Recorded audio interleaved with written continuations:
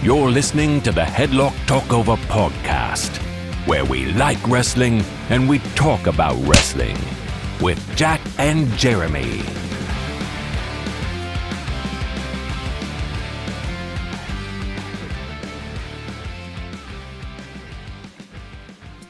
Hello and welcome to the Headlock Talkover podcast, a podcast where we like wrestling and we talk about wrestling. I am Jeremy, joined as always by Jack. How are you, man? Fine. Oh, gone for a fine this time. I'm all right, yeah. Changing it up. All right. Welcome to this episode where we will be talking over SummerSlam 2005. Jack picked this one. You'll find out later. Before we start, though, we're going to go over our SummerSlam predictions because the next time we record, it will be the day after SummerSlam, so we ain't going to have time to do it before then. Right, okay. Shall we start with Bayley versus Nia Jax for the WWE Women's Championship? What do you reckon? Bayley. I think Bayley's the right choice. Nia's been on a fucking rampage, though. Yeah. They could have her win it and hold it till Mania. Not with Tiffany with the contract. That might play into it because she smash the thing. Yeah, Briefcase or whatever. Bayley did. Yeah, that's right. But they're not going to have her cash in immediately. You got to see the vajazzled one that she's obviously got lined up. Yeah. She's gonna... No, they'll tease a run in or something, and it's not going to be clean, is it? Let's be honest. No, definitely not. But I'm going to go Nia though. I don't know how long she'll hold it for, but Fair enough. they've given her Queen of the Ring. I don't see why they wouldn't have her beat Bayley as well. Yeah. Let's go for Logan Paul versus LA Knight. LA Knight. I'm not as sold as I was. I am not as sold as I was. We'll get to it. I'm still going to go Knight, but I was 100% a couple of days ago, and now I'm about 60% that it'll be Knight. Right. So, time will tell. Time will tell. Yeah, they need to get that belt off Logan Paul, really. In his hometown as well. Yeah. We shall see. We shall see. Wait, is Logan... Oh, we've been through this, haven't we? Yeah, it's in Cleveland, and that's where Logan's from. So Knight's going over. I want to see how popular they are as well in Cleveland. Whether Logan gets massively cheered or if Knight's just that over. That'll be interesting. Yeah, definitely. We will go for Liv Morgan versus Rhea Ripley for the Women's World Championship. What do you reckon? Because this might be the toughest one to call. This one's really tough. Who are you going for? I'm going to go Liv. And it sure as hell won't be clean. If Bayley and Nia could be clean, but Liv versus Rhea, there's no way Dom is not there at ringside. I think Dom's turning on Rhea. Ooh, okay. And Liv's going to go over because of that. And then Rhea finds a new partner. Again, we'll probably get to that in the news. Did you not see what happened on SmackDown? Is it Jay? It's Jay. Yeet. Hold your horses, though. We'll get to it. Okay. Next up, we have a match for the World Heavyweight Championship. And I stand corrected because this might be the hardest match to call. We got Damian Priest defending against Gunther. Oh, man. I said Liv first. You're going first on this one. Gunther. Oh. My head says Gunther, but my heart says Gunther. so I've got to go with Gunther. I will say that. Do you remember when we were a few weeks before WrestleMania and we're having general discussions? We were like, it doesn't feel like Priest is a main eventer. It feels like he's going to fail his cash in and that'll be it. Yeah. He's completely proved us wrong. Yep. This reign's been really fun. And another thing we're going to get into with the news is the exchanging of words they had on SmackDown because it was interesting. Yep. On Raw, because it was very interesting. And I'm excited to see how that translates to the ring at SummerSlam. And then finally, who are you going for? I'm going to go Priest. Nice. Strong guess. Yeah. It could be strong and wrong, but strong nonetheless. Priest. I mean, no one thought Priest would go over in Clash. No. Well, we talked about it. We thought it might be the case because it's Drew.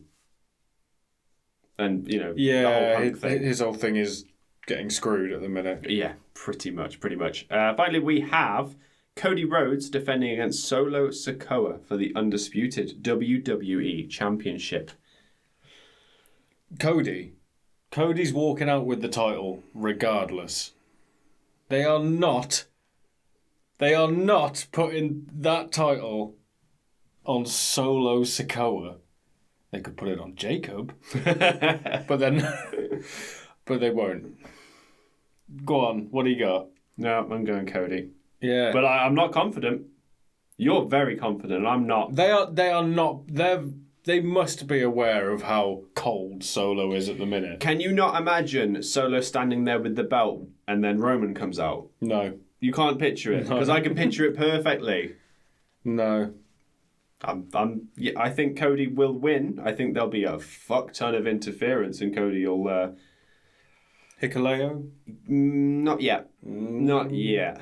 I don't think Jacob will do a whole lot, because they want to keep him strong. And he's already beaten Cody to a pulp twice. Yeah. So to have Cody stop him this time, it takes away the effect of what they're trying to go for with Jacob. So. Cody walks out. Heyman comes out and says, right, the real head of the table is here. Here he is. Haku walks out. Kills everybody in the ring. Even his own children. Tells off his own children like only Haku can. Yeah. By eating them. Jacob lays out Haku. Jacob is head of the table. You wish. I do. I saw a random thing. I think it was on Reddit. I saw a thing. It said, which Solo is your favourite? And I had a picture of Roman, Solo, and Jacob. Mm-hmm. And they were put as, respectively, Rock's Solo, Roman Solo, and Solo Solo. Okay. So there's this weird hierarchy, whereas like Jacob is the lowest rung for some reason. Well, I mean, he's been with the company, 3 weeks? But Jacob's the henchman of Solo, Solo's the henchman of Roman, and Roman's the henchman of The Rock. Weird fucking bloodline. Yeah. Right? What a good time to be a member of the Anoa'i family. Like, you're guaranteed a job. Just at any minute, you'd be like, what? You'd be like Lance Anoa'i. Yeah. Be like, yeah, I'll be there next week. Yeah, so, yeah. And you've got Zilla Fatu's number. Yeah. Give him a ring. $250,000, you say? Side note, have you seen how big Zilla Fatu is? I haven't, actually. He's a monster. Is he the one that's... Umaga's son. Yeah, okay. He is huge. Like, I mean, he's not Hikuleo big, but he's an animal. But Umaga was like a relatively normal height, wasn't he? He was just big. Yeah, I think so, yeah. I think he was just a big guy, wasn't he? That's fucking genetics, man, I tell you. I know. All right, let's jump into the news. Let's delve a little bit more into the Liv and Rhea storyline, because after we recorded, and we didn't see this fucking coming, and that's when Mummy came back. Just after the last time we recorded for which episode was it? For NXT TakeOver Respect. And we were speculating whether she might be ready, and I didn't think she was. Well, there's rumours that she might not be still. Really? Because she's not touched anyone since she's come back. Except Dom. Yeah. And that's more of a get the fuck off of me kind of touching. But she came back just as Liv and Dom were about to do a little kiss, I think. And got a hell of a reaction, and Liv's continued to taunt Rhea since then. And Dom, you brought up before anybody I'd seen the comparison with Eddie and China, and it came fucking true. As soon as that episode aired and we watched it, I sent you that picture of Eddie with the rose, and I was like, Dom next week. And it literally was Dom the next week. It was a black rose. Oh, man. Mommy, please. We should have posted about that, to be fair. Yeah. Oh, well. Hindsight's a funny thing. Yeah, well. Priest and Gunther. Did you catch the promo they had between them? I saw some of it. And are they trying to make Gunther into a snob? Kind of. Well, worse than a snob, I would say. Like a rich snob. There's been comparisons to the Triple H and Booker T storyline. Oh, for God's sake. Because Gunther literally says the line, people like you aren't meant to be world champion. And I don't think they meant it as a race thing. I think they meant it as a class thing, which isn't any better. Well, they must have meant it that way the first time around, but the fact that it was a white man talking to a black man saying, "You people," yeah, I think he was clearly referring to Booker T's past, like criminal past, like Possibly. Booker having done time okay. and whatever. That's what I got from it. But the backlash that it got, and people still talk about it going, "What was that? Why would you do that again?" No, it was stupid. It's ridiculous. Absolutely stupid. But Priest held his own. He talked about his past, the fact he was homeless, and he came across as quite a sympathetic babyface in this storyline. So there's a chance they might turn him face in this, which is weird considering he's still a member of the Judgment Day. Yeah. So we'll have to see how that pans out. Maybe the match itself at SummerSlam will give us all the answers we need. They could turn Judgment Day face at this point. Not Dom. If he Not Dom. aligns with Liv, they kick him out. Yeah, Dom needs a fucking miracle to turn face. Yeah. It just won't happen. I think Rhea's going to go as well at some point. Yeah, he's gonna get that level of thing that Kurt Angle had. That even if he does turn face, they're still gonna have that thing for it, like the "You suck" chant. Mm-hmm. Like, regardless of what it is, it'll be a term of endearment if he turns face, but it will still sound like they hate him. It's gonna be. I think it'll be really bizarre. The only other thing, two other things that happened on Raw.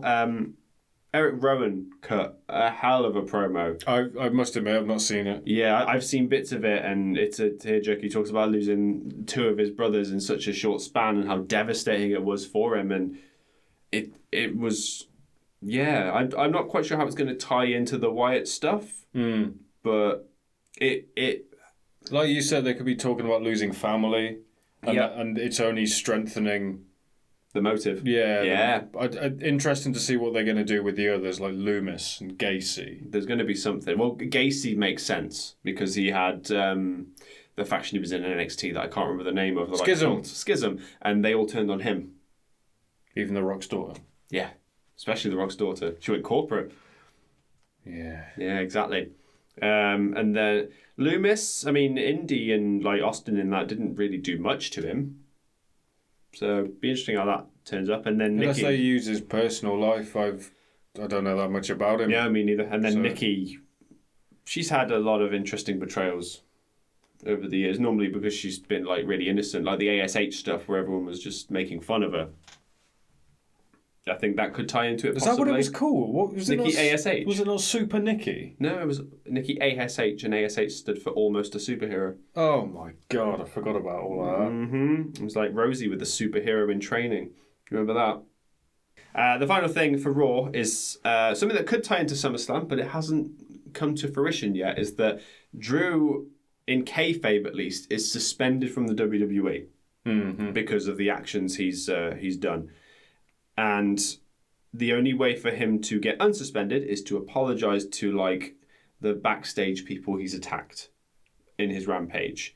And all Drew wants is a match with Punk, and he's not getting that until he apologises. So it's a stalemate, and I'm assuming next week, or the episode of Raw after, before this comes out, he will apologise and they'll have their match.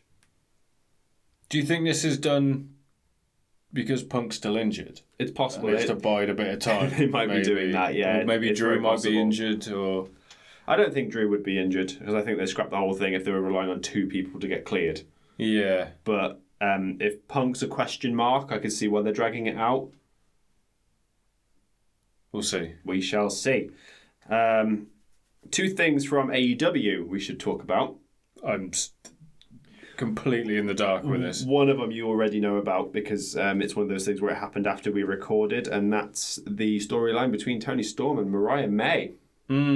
So, first of all, can we point out the absolute lightning in a bottle that AEW found someone who looks just like Tony Storm, managed to employ her at the same time Tony Storm was there. She can work, she can talk, and It was around the time that Tony was massively over as well. Yeah. Like, ridiculous. And all those things had to line up for this storyline to work the way that it has, and it's worked beautifully. So Mariah won the Owen Hart tournament on her side, and then immediately turned on Tony when they were celebrating on the ramp, leading to Mariah versus Tony at All In for her Women's Championship, which I think Mariah's going to take. Because she's red hot right now. And it is all thanks to Tony and the work they've done together, but it's one of the more interesting parts of AEW at the moment. And I've ragged on AEW in the past for their women's division and how lackluster it's been, and they found something that really works. So kudos to them on that.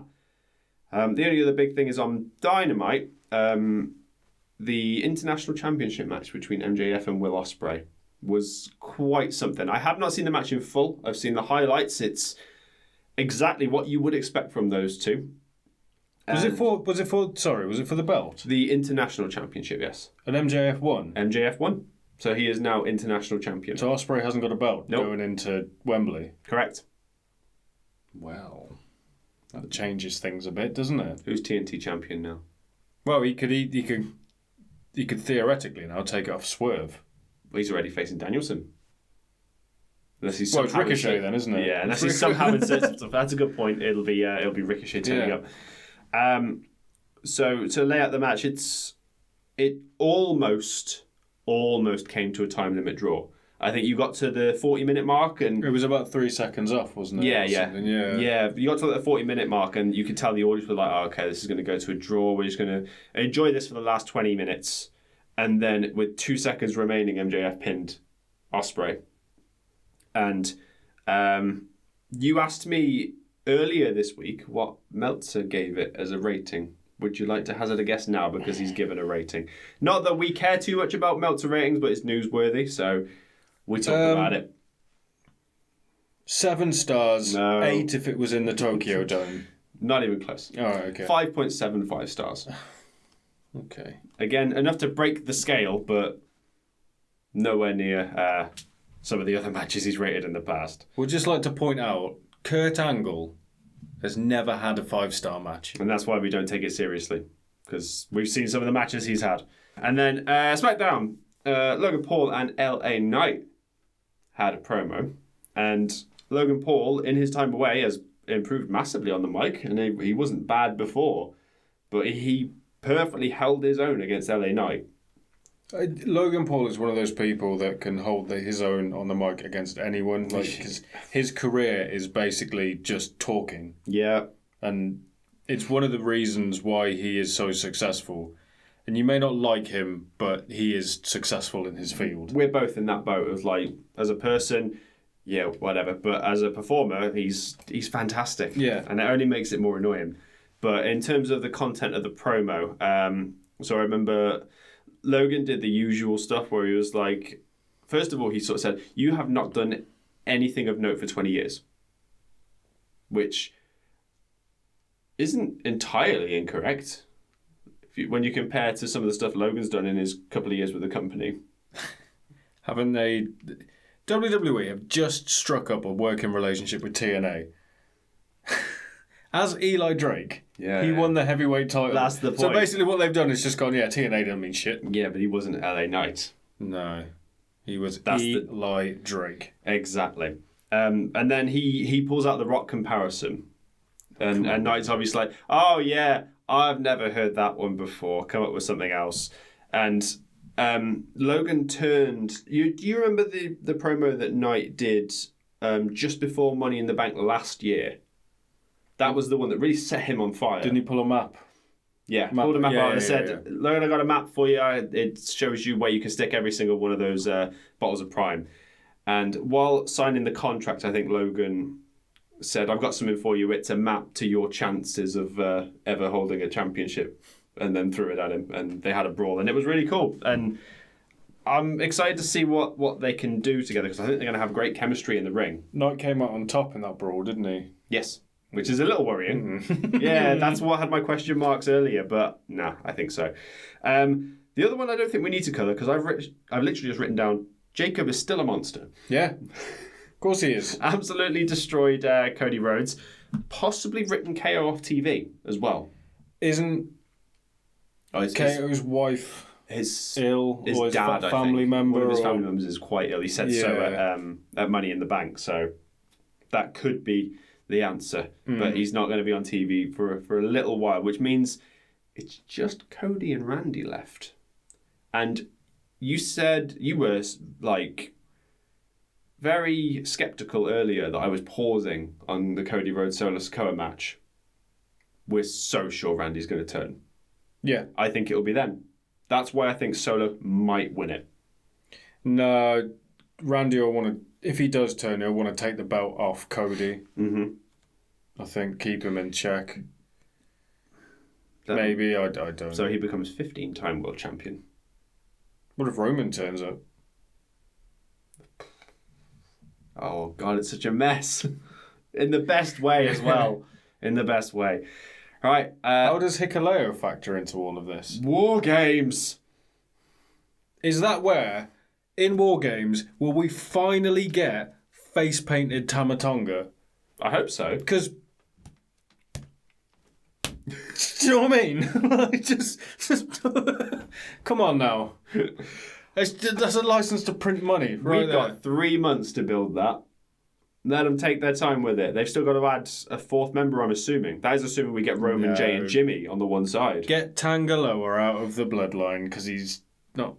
Give him time. They hired him. They didn't just hire him because he's Samoan. No, he's part of the family. He is Haku's biological son. Yeah. But they can't just go hiring. And he's not the worst in the group. Oh. Do you remember when Solo was the worst in the group? Now look. What do you mean, do I remember? Exactly. Still is. You telling me... Who's worse than Tonga? Yeah. Which Tonga? Tama or Loa? Lower. There you go. He's worse than Tonga Loa. I really like Tama Tonga. I think he's really good. Well, he is the youngest and the least experienced. Youngest? He's the youngest Uso. Tama Tonga? No. Solo. Oh, yeah, no, yeah. I thought we were talking about Tama Tonga. No. Solo's the youngest Uso. I was like, do you know how old Tama Tonga is? He's like nearly 50, isn't he? Yeah. But he does also have the least amount of experience. Don't forget, he was in NXT 3 years ago, so he doesn't have a whole lot of wrestling experience, compared to his brothers especially. So I say we give him time.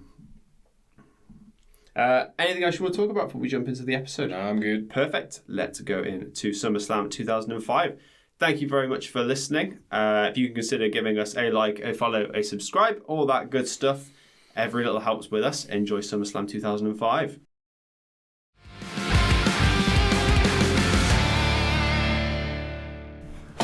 Okay, take fucking 2 of doing this bastard pay-per-view because apparently it doesn't like us. Lillian singing America the Beautiful for all the military that's in the audience. She can outdrink Stone Cold. She's my hero. She is my fucking hero. While she does her patriotic bullshit, would you like to explain to the audience why you picked this episode for us to cover? I'm fairly sure at some point in the not-so-distant future there's going to be Custody of Dominik on a pole match 2. The only thing that sort of makes me not think that is it's been 19 years since the match. If it was 20, I could see it. But they might still do it. It seems like the stars have aligned, particularly since we're this close to SummerSlam. The only thing that would prevent it is if Rhea is still injured at the time. Yeah. And we are recording this a few weeks ahead, just in case. But it's SummerSlam. We're releasing this for SummerSlam regardless. It seems appropriate. What's going on with Lillian's hair? What do you mean? It's red on the end. Oh, it's dipped, isn't it? But, like, shouldn't it be faded? Yeah. Because there's a very, like, harsh cut-off. Yeah. It's like she's just got her hair in a red paint and gone... Yeah. She looks like a fucking upside-down matchstick. I mean, I think she looks gorgeous. I mean, she is gorgeous. We know that for a fact. But doesn't stop her hair looking like she's just fallen back into a tin of paint. Yeah, it's a bit weird, isn't it? But this was a different time. 19 years ago, in fact, as you said. I'm glad I got the maths right on that. Yeah, you did. Because I am not very good with numbers. Here we go. The biggest party of the summer. Spinabout. Thoughts? I didn't mind it. I still don't mind it. I mean, it was very, very obviously done to sell toys. Oh, yeah. I just like the thought that wherever John Cena went, there was a spinner belt Like he left like a trail of spinner belts. Wore it to dinner. Because it was Orlando Jordan in this that retired the spinner US title, wasn't it? Oh, okay. So he brought back this US title, and it's the one that they still have Weirdly, today. in my mind, I imagine it happening later than this, the spinner US belt being a thing. I don't know why. Weird, isn't it? Oh, there we go, Eddie. A 9-year-old Dom, bless him. Who would have thought 19 years later he'd have possibly the dream job in wrestling? He's one of the biggest heels in the company at the minute, just like his dad. Yeah, all he has Eddie. to do is walk out, say a word, and the crowd instantly hate him. He's got two of the sexiest women in the company after him. It's all relative, but you know arguable. Arguable? And- Arguable. And he sits in the back eating chicken nuggets. Yeah. What a fucking job. And he probably gets paid close to £1 million a year. Yeah, so we also forgot that Michaels versus Hogan was on this card when we picked it. Yeah, like I only picked it for the custody of Dominik match, and when I sat down to watch it, I was like, because I messaged you, didn't I? And I was like, do you remember Michaels Hogan? And I went, I connected the dots and I was like, shit, this is going to be fun. Not the fun in the way I thought it was going to be, but it was still fun. Yeah, we'll get to that. We fucking will. So we are in Washington, D.C. The nation's capital. With a lot of military in the crowd. It's something that we don't have in Britain. It's because we don't spend anywhere near as much on our military. Jonathan Coachman. Oh, yeah, he's here, isn't he? Oh, he's on the whole thing, isn't he? Yeah. Yeah, we're not very patriotic in... Too tribalistic. Speaking of which, fuck AEW. I don't mean that. I like AEW. This guy behind him in the Hulk Hogan top is absolutely loving being on camera. Look, what these faces That sounds about right, yeah. is mad. Yeah. Here comes Chris Benoit. Smiling. Yeah. Weird, isn't it? So you very recently learned something about his theme song, didn't you? I've heard his theme a lot. And I should just clarify, I don't really have any social media or anything like that. It's just not something I've ever really been interested in. But my wife has TikTok. And I've heard his theme a lot on there recently. And I asked... You asked me? I said to AJ, like, what video is that? Do you know what that is you're listening to? And she said no. And I had to explain. She knows who Chris Benoit is and what he did. And she was like, oh, God. And then I asked you about it. And explain contextually, it's used for, like, small slights from your partner or your kid. And they use that as, like, a meme. And if you don't know the story, it's I guess it's funny, but... Because I know it's quite a, like, the song paints like a certain mood anyway. Yeah. Even without context, it's like an ominous, it starts with that bit. That's how it goes. Yeah. But knowing the context of it, whoever did that, fuck you. Like, that's just, it's not funny. It's not funny. Do you know what also isn't funny? How short this fucking match is. Tell you what isn't funny. Before we started recording this, I generally tried to start a fight with my wife. But I was up here waiting to record and I just hear sounds of fighting from downstairs. I haven't seen her all weekend. We needed to fight. That's the rule. Yeah. That's the rule. So, Bell's just wrong, for context, for this Chris Benoit match. For the United States Championship against Orlando Jordan. And I'm going to make a very deliberate point not to edit this. So, if we sit here in silence for 20 seconds, German you're going to deal with that suplex. silence. Straight into a crossface. Yeah, crossface from Benoit. Jordan's in a lot of trouble. Taz is going mad. And match is over. Benoit is the new United States champion. What a way to kick off a pay-per-view. Crowd are going absolutely mad. They always love Benoit. Celebrating. He holds the belt upside down. Imagine winning the US title in the nation's capital. He's Canadian. That's fine. We won't talk about that. No, don't worry about it. Tell you what is weird. Orlando Jordan was Ultimate Warrior's last match. That's mad. Yep. Yeah, it happened in Australia. Absolutely apparently. crazy. I'm trying to think of other non-Americans who have held the US belt. Jericho. Kevin Owens. Did Jericho hold the US title? I can picture him with it. I can only ever picture him with the... Oh, no, he did, because he did with the KO thing. Why are we KO just won it thinking from of... him. We just thinking of Canadians. Yeah, but they're not American. It's United States, it's not North America, and that's a different belt altogether. Rusev held it, yes, the Bulgarian brute. And then banged in a tank. Cesaro won it, didn't he? Oh, yeah, he did. He did, yeah. There's got to have been some Mexicans, surely, who have won it. Eddie? He's not technically Mexican, I don't think. I don't know if it's the weird billing thing where they're from a different country but they bill him from a city, but he's billed from being El Paso, Texas. I don't know if he held it anyway. Oh, I'm sure he did. I'm pretty sure he did. Hmm. I think he's a Grand Slam champion. I should hope so. Speaking of Eddie... Here he is, getting ready for his match with Ray later on. Is this the first time we're seeing Vicky Guerrero on screen? I feel like it is. So Vicky's essentially backstage talking to Eddie and saying, like, you're not doing this because you care about Dom. You're doing this because you don't care about Ray. And the fact you've never beaten Ray is really getting to you, because I think they point out at this point he's 0-7 against Rey Mysterio. That's across WCW and WWE, I think. I don't think they faced each other in ECW. Eddie stumbles his words a lot in this promo as well, but pulls it off. I don't know if that's showing of what happened, because this is only 3 months before he passed. I don't know if the signs were there and they just weren't picked up on. It's mad, isn't it? That... Fun fact for you, Eddie Guerrero is my mum's favourite wrestler. Yeah. As soon as he passed, she stopped watching wrestling. I can see that. She just thought he was funny. He was one of the best. He could work with his smile. His smile's so good. And Vicky starts complimenting him. Yeah, I am the best, aren't I? Yes. But he could get a good match with anybody. He pretty much did. And you could slot him into any company today and he would fit like perfectly. 100%. It's mad. He's almost timeless. It's such a shame we lost him when we did. Yeah.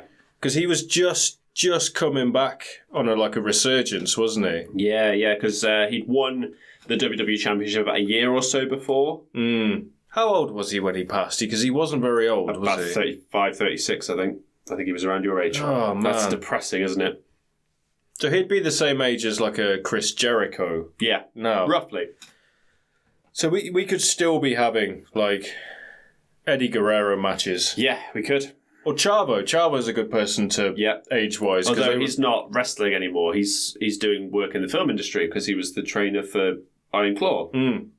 Eddie mumbling to himself afterwards, I can beat Ray, I can beat Ray. Oh, look. More troops. Uso, thank you. That's the USO, Jack.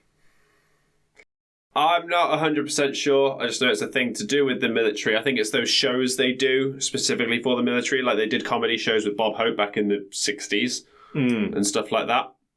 Oh, so they're not thanking Jimmy and Jay? Unfortunately not. Right, okay. So this was a thing that happened? Yeah. When life blurs into wrestling.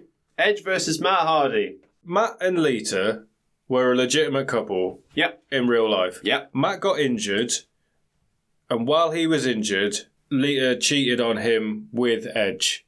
Yes, correct. And they were good friends, like in real life.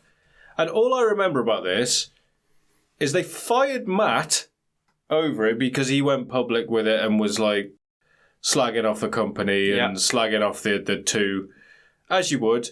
So they fired him over it. Mm-hmm. And then the fan backlash was absolutely mad. Yeah. So they brought him back. And I don't remember him winning a single match in the feud.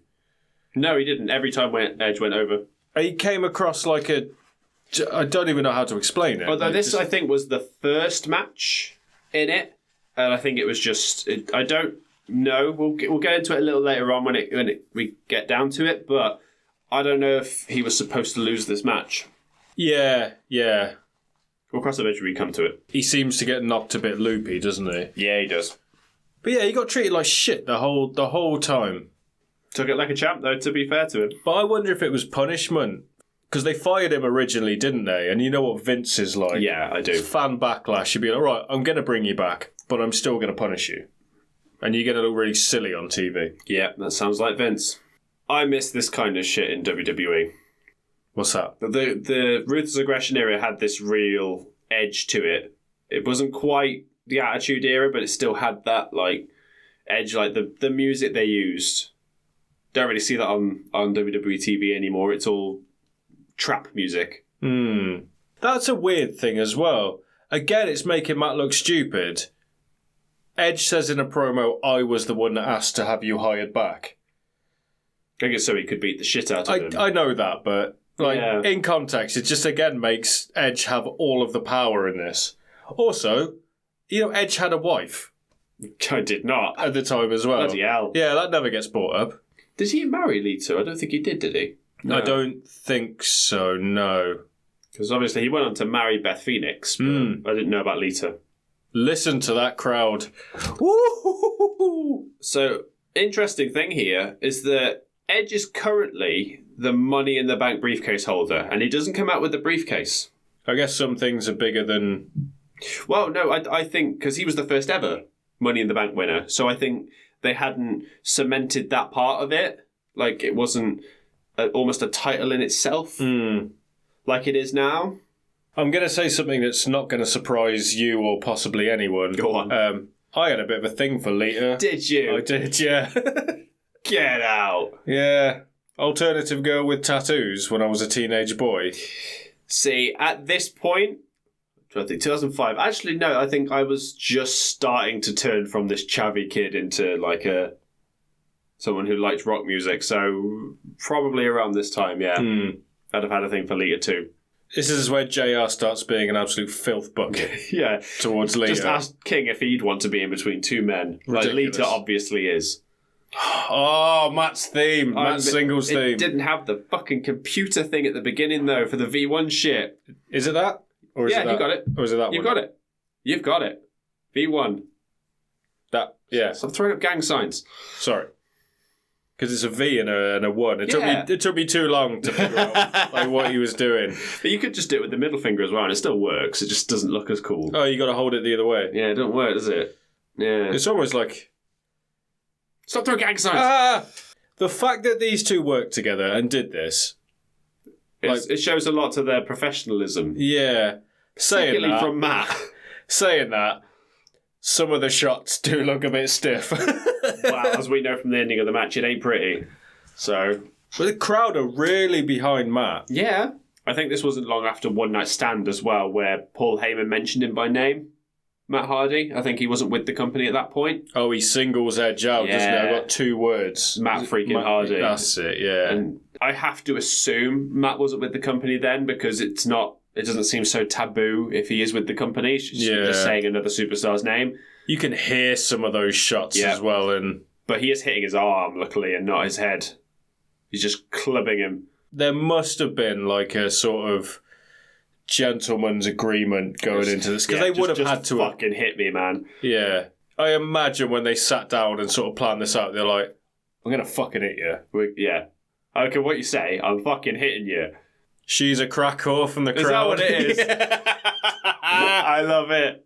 Oh fucking hell! Spear to the outside from Edge. See, the crowd go mad for it. He's got such a cool moveset, that's why. But like, Big E used to do that move. Like on weekly TV. Yeah, but this is like 15 years later.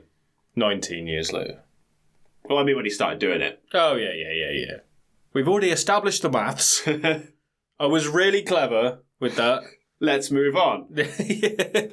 See, even back in 2005, the way Matt Hardy moves just doesn't look real. Yeah, I think he's already had fusion on his lower back or something at this point. So he's still got that. He's got that pelvic tilt. Yeah, where he looks like he's shit himself the whole time.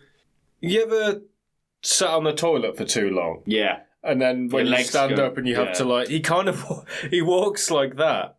That's the move there. So Matt's doing the 10 punches. He's straddling Edge's face. Yeah, pretty much. Yeah. And then Edge alley-oops him over, and you see Matt's head hits the top of the ring posts. So I think that's the moment when things go a bit off script and out of pocket a bit. Especially from this angle as well. Yeah, it's right in his cheek. That's the only thing that makes me question it, because he's bleeding from his forehead, so he might have bladed. But the way he falls as well is he doesn't seem to protect himself. That could be a broken cheekbone. He just flops. Yeah. And then he is pissing with blood. Yeah, from here is when it gets... It's nasty, isn't it? And and you can see Edge actually saying something to the ref there, and the camera cuts. I think he's talking to the ref. Yeah. Because the ref is saying, stop, I need to actually check on him. And there it is there. You can imagine them sort of saying, hit him a few times and back up. Or something along those lines. Yeah. He still doesn't hold back, though. No, that punch there, you see him shake his hand afterwards. The knees don't look as stiff because he's hitting them with his quad. But then he goes to the stomps. Some of the stomps are horrible. There's one in particular. That's one of them. That's one of the bad ones. But no, he's just sliding his boot straight across his face. And those ones aren't too bad because Matt can sort of see it. But it's one where it gets him right in the back of the head. And he's not looking. And that's the last one, I think, as well. Oh, man, it's that one there. And what makes it even worse is Matt doesn't seem to react to it. No, he doesn't. He's completely out. And then the ref decides to stop the match. I mean, even from a sort of scheduling thing on the pay-per-view, it does seem weird having two short matches back to back. Yeah, exactly. So there's so many reasons it could have actually happened, but I couldn't find anything saying anything to the contrary. And two Canadians winning back-to-back in Washington. Oh, yeah, of course. I like the fact that in the video package they point out that Matt Hardy cannot die. That's what Matt says in one of the promos leading up to the match, and Ed just points at him and goes, "You died." See, that goes against what we think, though, because that could have been improv. He tried to... Yeah, but Matt, you can see, he's gone. He's out. His eyes are glazed over. I don't know if you've ever seen anybody that's been knocked out before, I haven't. IRL, and it is like that. You seem like you're there, but you're not there at all. The fact is, fists are clenched as well. It's one of the things you do to get your bearings, isn't it? You should make sure that you can feel your hands by clenching them. Yeah, he does not protect himself at all, does he? It's like he puts his hands out, but then he slips and... Yeah, that kick, he doesn't sell it at all. He just... falls to the ground. Yeah, really strange. It's a cool visual, though. Anyone drenched in blood is a cool visual. Remember Eddie Kingston? Hell of a visual. I don't know if that might have been the ref saying to Edge after that kick, fucking stay there. That was... And then we go back to the upbeat music. I don't know what that is. It sounds like fucking Salt and Pepper. It does, doesn't it? Oh, we're back to Taz and Michael Cole and Mr. Red Shirt behind him. Just talking trash the whole fucking time. Take your sunglasses off inside, Taz. Yeah, fucking Taz. Taz. Do you remember Seether? I remember the name, but I couldn't tell you anything they did. I like a couple of their songs. Did they do the Spider-Man? No. The Hero Who Can Save Us. That, I think it was the lead singer of Saliva. And the lead singer of Nickelback. Right, Custody and Dom ladder match. You know what? On paper, it seems like such a stupid match stipulation, but this promo package for it makes it seem so legit. Yeah, absolutely. But I will point out that it's custody, not who's his actual dad. Well, that's Eddie. They say it in this. Oh, so Ray's been lying the last few years then. Oh, man. Best bit. I lie! How dare you trust Eddie Guerrero? Oh, he's so good. Yeah, they say that Ray and Angie, Ray's wife, were having trouble conceiving, and they broke up because of it. And in that time, she slept with Eddie, and Eddie fathered Dominik. And that never... Because Was this storyline still happening when Eddie passed? I don't think so. I think this was the blow-off match. Because as far as, like, kayfabe still goes, Eddie is Ray's biological rival. Yeah. But Dom's biological dad. I have a question that I don't know if you know the answer to. Is Aaliyah older than Dom or younger than Dom? Pass. Because if she's older than Dom, that throws this whole thing out. Yeah, don't worry about that. But, like, Dom has morphed into Eddie. Yeah, basically. As the years have gone, like with the mullet and the mustache. But he looks like Ray. He looks like Ray, and the only time that I've looked at him and gone, you are Ray's son. And this is going to sound really stupid. Oh, I know the moment. But yeah, when Dom comes out at WrestleMania and he's got Ray's mask on. Exactly. And he looks like because, I mean, anyone can put a mask on and you could tell who it is, can't you? Especially a lucha mask, because you can see quite a lot of the face. Yeah. But it's the same, like, face shape. Got the same mouth, same chin. Yeah. You can just tell. Yeah, they started throwing S-bombs out on weekly TV. They're not doing that anymore. Speaking of which, I think Michael Cole said shit on Money in the Bank. I think when Punk came out, I think he went, holy shit, it's CM Punk. I might have misheard it, but I think he said, holy shit, it's CM Punk. Oh, they make it so serious when it's pretty much a Jeremy Kyle storyline. So I have one fault with this. Eddie's theme. It's lie, cheat, steal, isn't it? It isn't Latino Heat. La Raza. Yeah. You get the little phone call. He doesn't come out in a fucking lowrider, which I think would have helped for this show if he'd come out in a lowrider. Yeah. That's what I'm taking Dom home in. See, that camera shot then, when Eddie's music plays, the crowd stand up and clap and cheer for him. Yeah. I think they still love him. God, he was massive here, wasn't he? Yeah, look at the size of his shoulders. That's a sign of steroid use. What, the traps and shoulders? Yeah, it. Without going into too much detail, I have a few friends that have cycled steroids a few times, and it tends to gather in certain places, so like traps and forearms. It makes sense. Eddie's traps look like half a wheel of cheese. I mean, he died of a heart attack, didn't he? Yeah. I mean, that could be attributed to steroid use. That could be attributed to stress of the job. Stress of the job. The addiction problems that he had. It could be a number of things. Undiagnosed heart disease is a big one as well. Straight over to Domler, who's with an unknown woman. We don't know who this woman is, but she's in charge of Dom, and not his mother. Oh, she pulls Dom back. Eddie muttering to himself in the ring. Yeah, he loves doing that. Always in character. Is our Eddie. This is the first time we've had him on the podcast. I know, that's mad. Well, he was only with the WWE for 5 years. He wasn't with the WCW for very long. ECW for a short time. Like, in the United States, he hasn't had a very long career. Taz mentions his son. That's Hook. We know who that is. He doesn't call him Hook. Yeah. But now you can't tell him to go make him immediately like you have in previous episodes. His name is... Oh, what's Hook's name? Tyler? Sounds right, yeah. That's so American. Ray's got knee problems, right? Yeah, this is why his knees are obviously made of glass. Because they fired him out of a fucking cannon every week. Look at the size of that thing. He jumped out of that. It's a Cody Vader. Just faster. And probably taller. Probably. Was it on Raw or SmackDown when he debuted and you could see the top of his head? Because the camera couldn't frame it. And he was there like... Just see this blonde thing coming out the top. Incredible.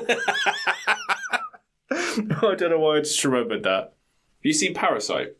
Yes. So it reminds me of that thing from when he's down the stairs in the basement.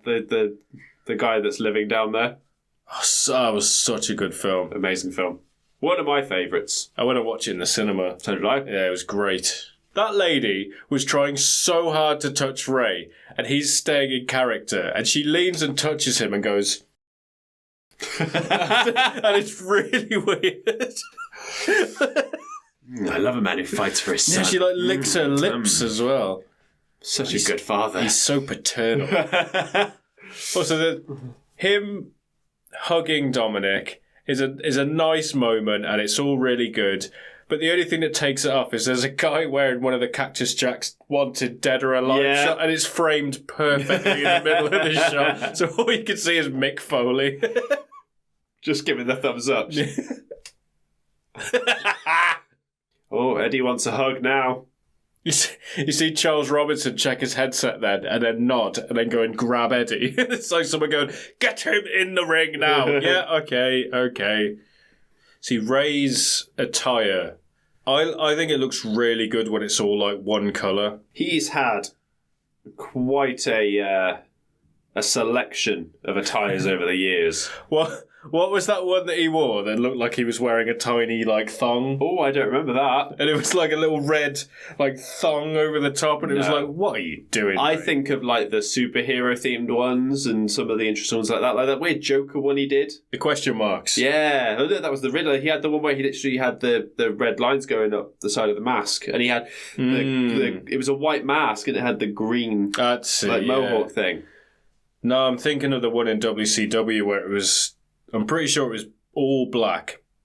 It was like a bodysuit. Red here. It was like a bodysuit, but it just had question marks all over it. Oh, right. In fact, I'm going to try and find it and show you. Yeah, I'm not going to be able to find it. Did you dream this? I might have dreamt it. Doesn't seem to be there. I think I've made it up. Find the Joker one while you're there. No, it's that one. No, that's not it. That's just the mohawk. It's similar. Oh, was that it? No, that's the Halloween Havoc one. Yeah. I think that's the one I'm thinking of. Oh, fucking hell. Eddie just throws Ray into a ladder. The ladder almost hits the fans. It does. Well. The ladder does not play ball in this match. Do, no. At all.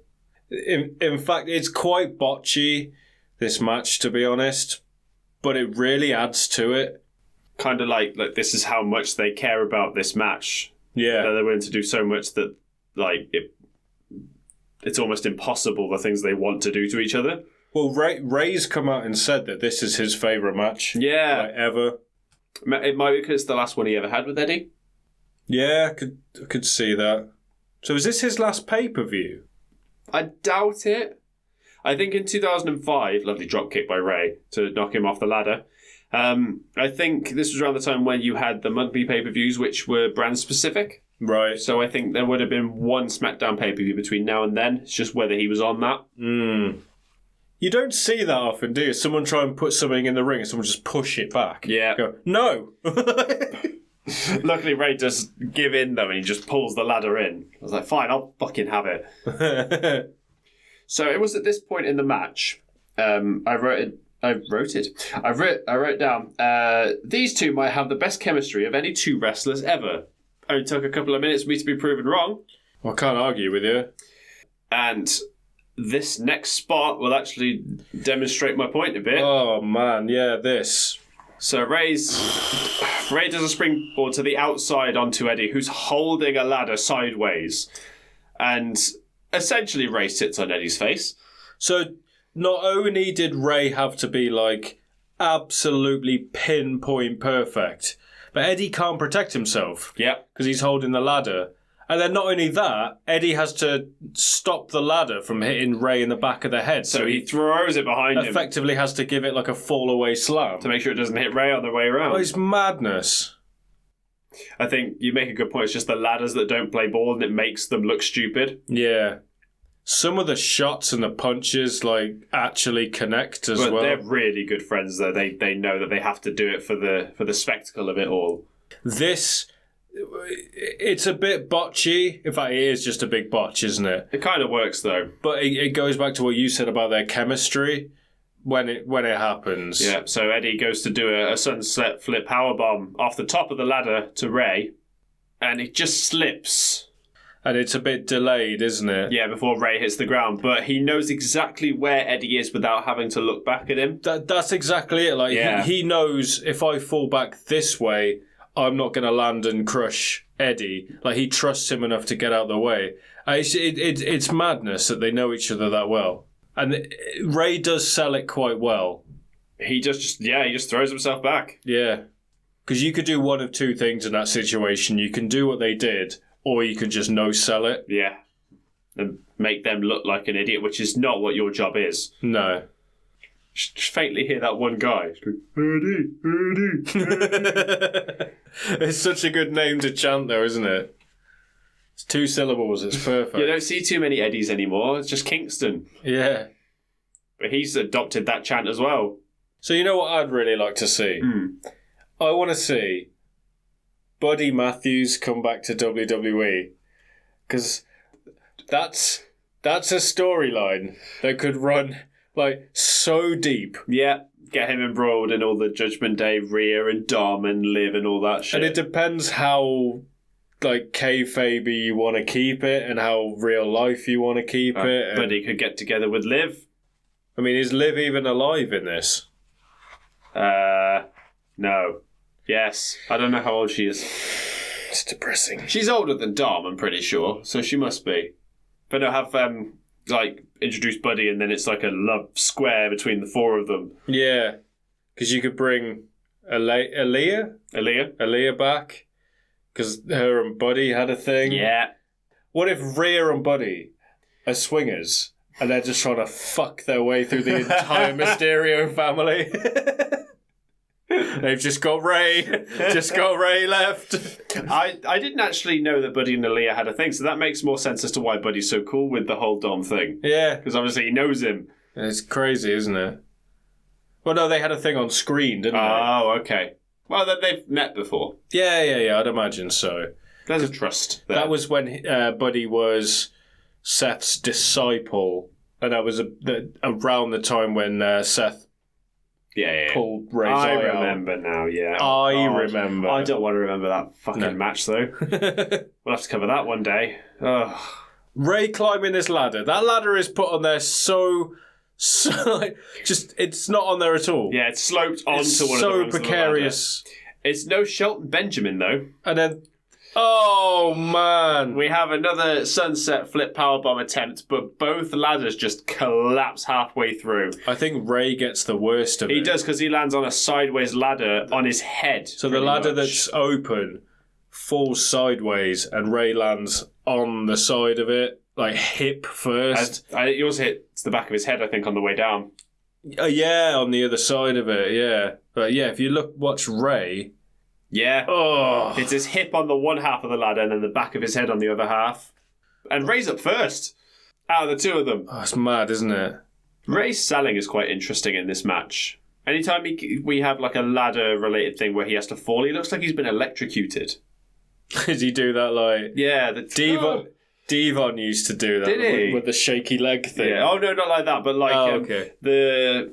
He would just sort of give up and let go partway through and then slam down. Oh, okay. It's similar to like when he falls down from where the briefcase is at the end. Mm.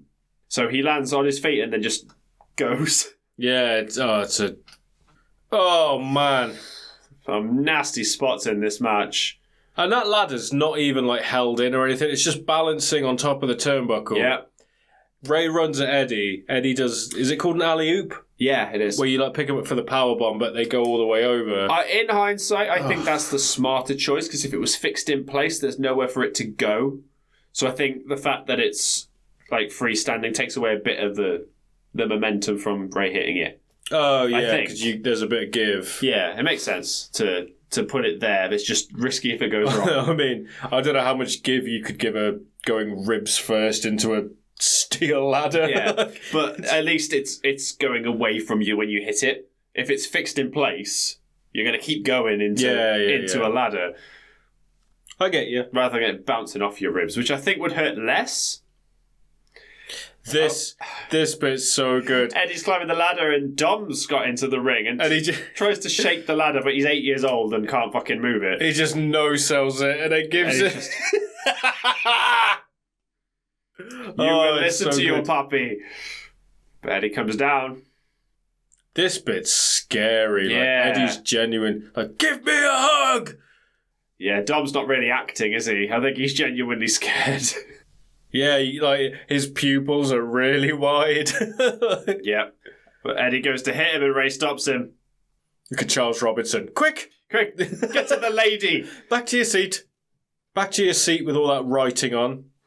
You get to take that home later. Did you see Oh, that? yeah. There's like a sign on the chair that has like instructions, I think. It's like a whole fucking script.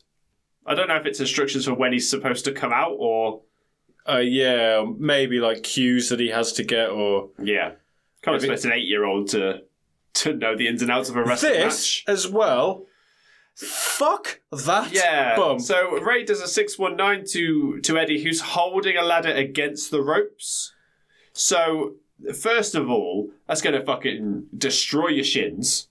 Eddie has to hold the ladder in place. And then he leg drops the ladder. And you see Charles Robinson in the background going, oh.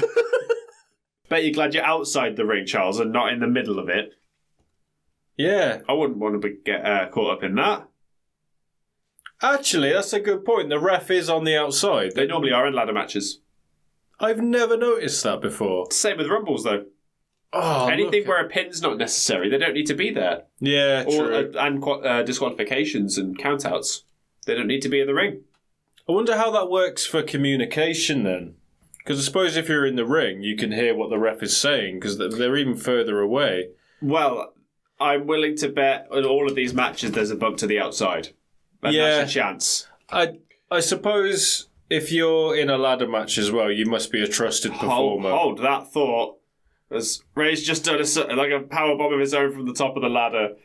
Eddie's got Ray in an electric chair position on the top of the ladder, and Ray manoeuvres out of it into a power bomb. He does that thing. He's done it a few times where he like spins 180 on top of them. It's very common in lucha wrestling, isn't it? Yeah. Is he smiling, Taz? Look at this kid smiling. He's grimacing. I'm so happy my dad is my dad. Oh, Eddie just kicking the ladder, look. And Ray's just there, hanging on for dear life. Falls into a powerbomb from Eddie. And it looks so close to that ladder as well. Yeah. They call it a spine buster. That's stupid. It's a powerbomb. Yeah. I mean, it would bust your spine, but it's not a spine buster. Crowd can't help but chant Eddie, look. Oh, man, the back of his head was so close to that ladder. Oof. Actually, seeing it from the top, it wasn't too bad. Yeah, but still risky.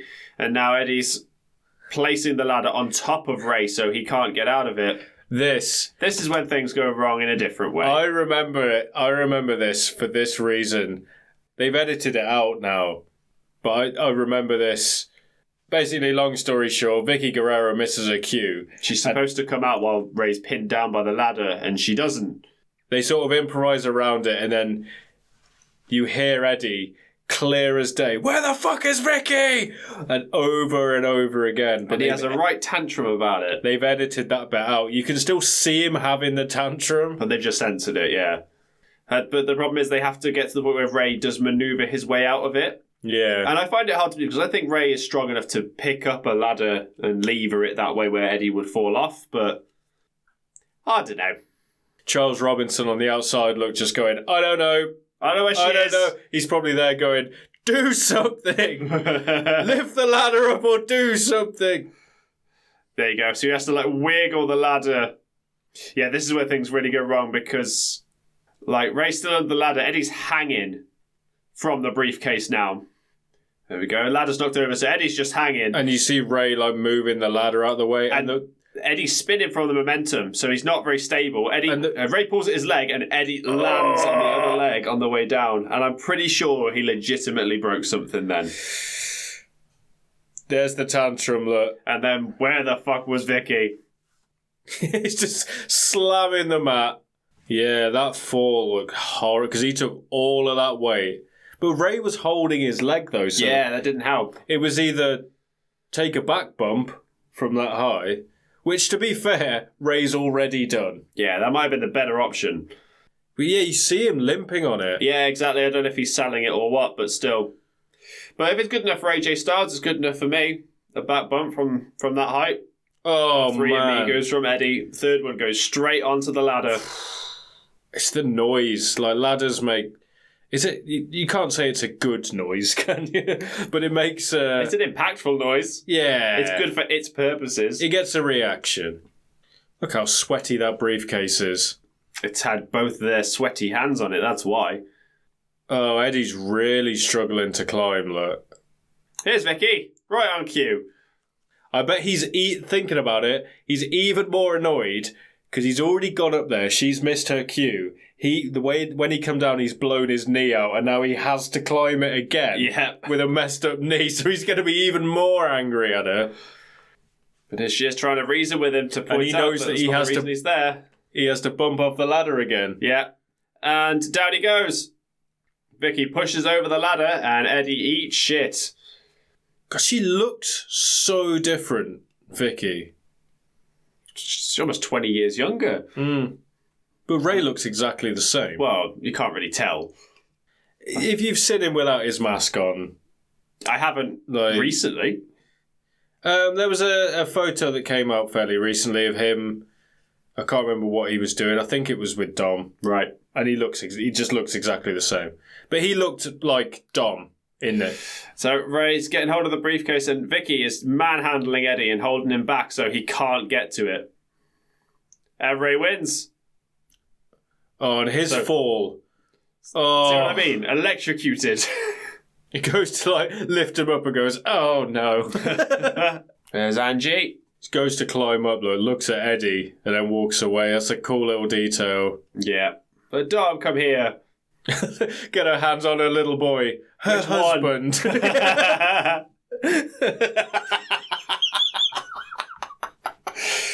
Potato. Oh. Well, that's how Dom got his height. There we go. Didn't get it from his dad, did he? Oh, Ray comes straight out and smashes him with the briefcase. Yeah, right on the bonds. Imagine if he opens it when he got back. This is a Money in the Bank contract. Edge! Stealing Matt Hardy's girlfriend, my son. That's why they call him the ultimate opportunist. Well, I've opportuned this family around me now. Edge, Lita, that would make Dom. sense because Dom kicked Edge in the balls 19 years later. That's when Dom turned heel, wasn't it? Oh, he did. Fucking hell. Now it's all coming together. Oh, it's wheels in wheels. We are now backstage with Josh Matthews and Chris Jericho, who's about to Is that Josh John Cena. Matthews? Is it Josh Matthews? What's I the don't other think it guy's is. name? There's Todd- not Josh Matthews. That's Todd Grisham. Todd Grisham. Two generic white dudes. I don't know. Like forget Jericho. which. John Cena's theme music, he says. Yes, he does. Oh, boy. Oh, my God. But I don't know if that's a deliberate thing or not. Because he used to do that, where he's very good at capitalising on mistakes that he's made. Yep. So he did a promo in WCW where he said Bobby Duncan, but he stumbled it and went Duncan. Duncan. And from then on, he just couldn't say his name. He would just say Duncan. Yeah, it became a thing where he'd go Duncan. You got a bit of pink eye there, Chris. He is a bit pink in the eye. He is. Maybe he's tired. He sort of farted on his pillow. Do you know he beat The Rock and Stone Cold in the same night? Did you? Yeah. Did you know? I didn't know that. He's never mentioned it. Mm-hmm. Probably not yet Hall of Famer. You're not a Hall of Famer. You're not a legendary figure yet because Randy Orton hasn't come for you. Now, 100%. Will he ever be in the Hall of Fame? Yeah. Yeah, he will. After the New Japan AEW stuff? Yeah. We shall see. That'll be an interesting moment, actually, to see who's the first person to have jumped ship who gets into the Hall of Fame. Who isn't already in the Hall of Fame? Looking at you, Edge. Oh, Eugene. Oh, and Christy Hemme in a cheerleader outfit. I think it was around this time the crowd were really... Aware of how stupid the gimmick was? Yeah, they were getting really bored of it, and I think it had overstayed its welcome. So, how do we make it more interesting? Put Christy Hemme with him. Yeah. You can tell in this match, Angle is very clearly supposed to be a heel. Yeah. But the crowd are cheering for everything. Yeah. How do we make a special needs gimmick more appealing? Ugh. How about some TNA? And no, I don't mean the company that Kurt Angle went to. So do you know why they're having this match? Yes, I do. Kurt Angle had a time where he was doing was it 3-minute challenge? It was a timed challenge. Yeah, and if you won, you got his gold medals. I think it was you can't last 2 minutes, let's say. Right. You can't last 2 minutes in the ring with me. And that was it. And he ended up toying with Eugene. Okay. To the point where Eugene lasted the 2 minutes in the ring with him. So this is a match saying, if you beat me, I'll give you my gold medals. Like, I'm so confident that you're just not going to win, kind of thing. I'm wondering if it's a little further than that, because Eugene came down with the gold medal. Did he? So he might have stolen the gold medal or earned it. Oh, maybe. Yeah, that makes sense. Custody of the gold medals. So maybe Edge. Lots of custody tonight. That's why Edge started the "You Suck" chant. So the crowd are already chanting "You Suck." Yep. Best wrestler in the entire world, and the crowd chant "You Suck" as a term of endearment. Yeah. Let's not forget that. As the years went on, I know when they moved Angle to ECW before he left, they edited his theme. So you couldn't chant "You Suck" to it. It didn't go duh, duh. Okay. They edited that bit out. Bet that went down like a lead balloon. Because you know, if you put him in front of an ECW crowd... Oh, that clothesline. Yeah, he's not holding back, is he? Angle's in the Hall of Fame, isn't he? Of course he is. Yeah, of course, yeah. I can see him drinking the milk. No. I think it was the same Mania as his retirement. Who inducted him? Oh, that's a good question. I want to say Cena. Yeah, that was my initial thought. Interesting. Which we were just saying a couple of episodes ago, it should go the other way around for Cena when he goes into the Hall of Fame. So, yeah, I can't think of anyone else to induct Cena. No, he seems like the best person. So Eugene misses the splash, crowd cheer, Angle suplexes him, crowd cheer even more. They've completely had enough, haven't they? a big sign that just says 2. A lot of crowds have done that, where they've got 3 people in a row and holding 1, 2, 3. I feel like Angle might have been in the middle of his issues here, or they might have started. I remember him looking bigger than this. Yeah, because they moved him to ECW. Well, ECW wasn't quite a thing yet. Because you had the first One Night Stand in 2005, a couple of months before this, and then it was the 2006 One Night Stand where they started it. I think they wanted to make him the sort of focal point of it, and that was around the time where he was having serious problems, and they said, you need to sort this out. He said no, so they fired him. Yeah. And then he went to TNA and did some absolutely batshit insane things. Spent most of his career in TNA, which is like madness. Well, when did he leave TNA? When was his last match there? No idea. Because I think it was around probably about the same amount of time. I think he spent longer in TNA.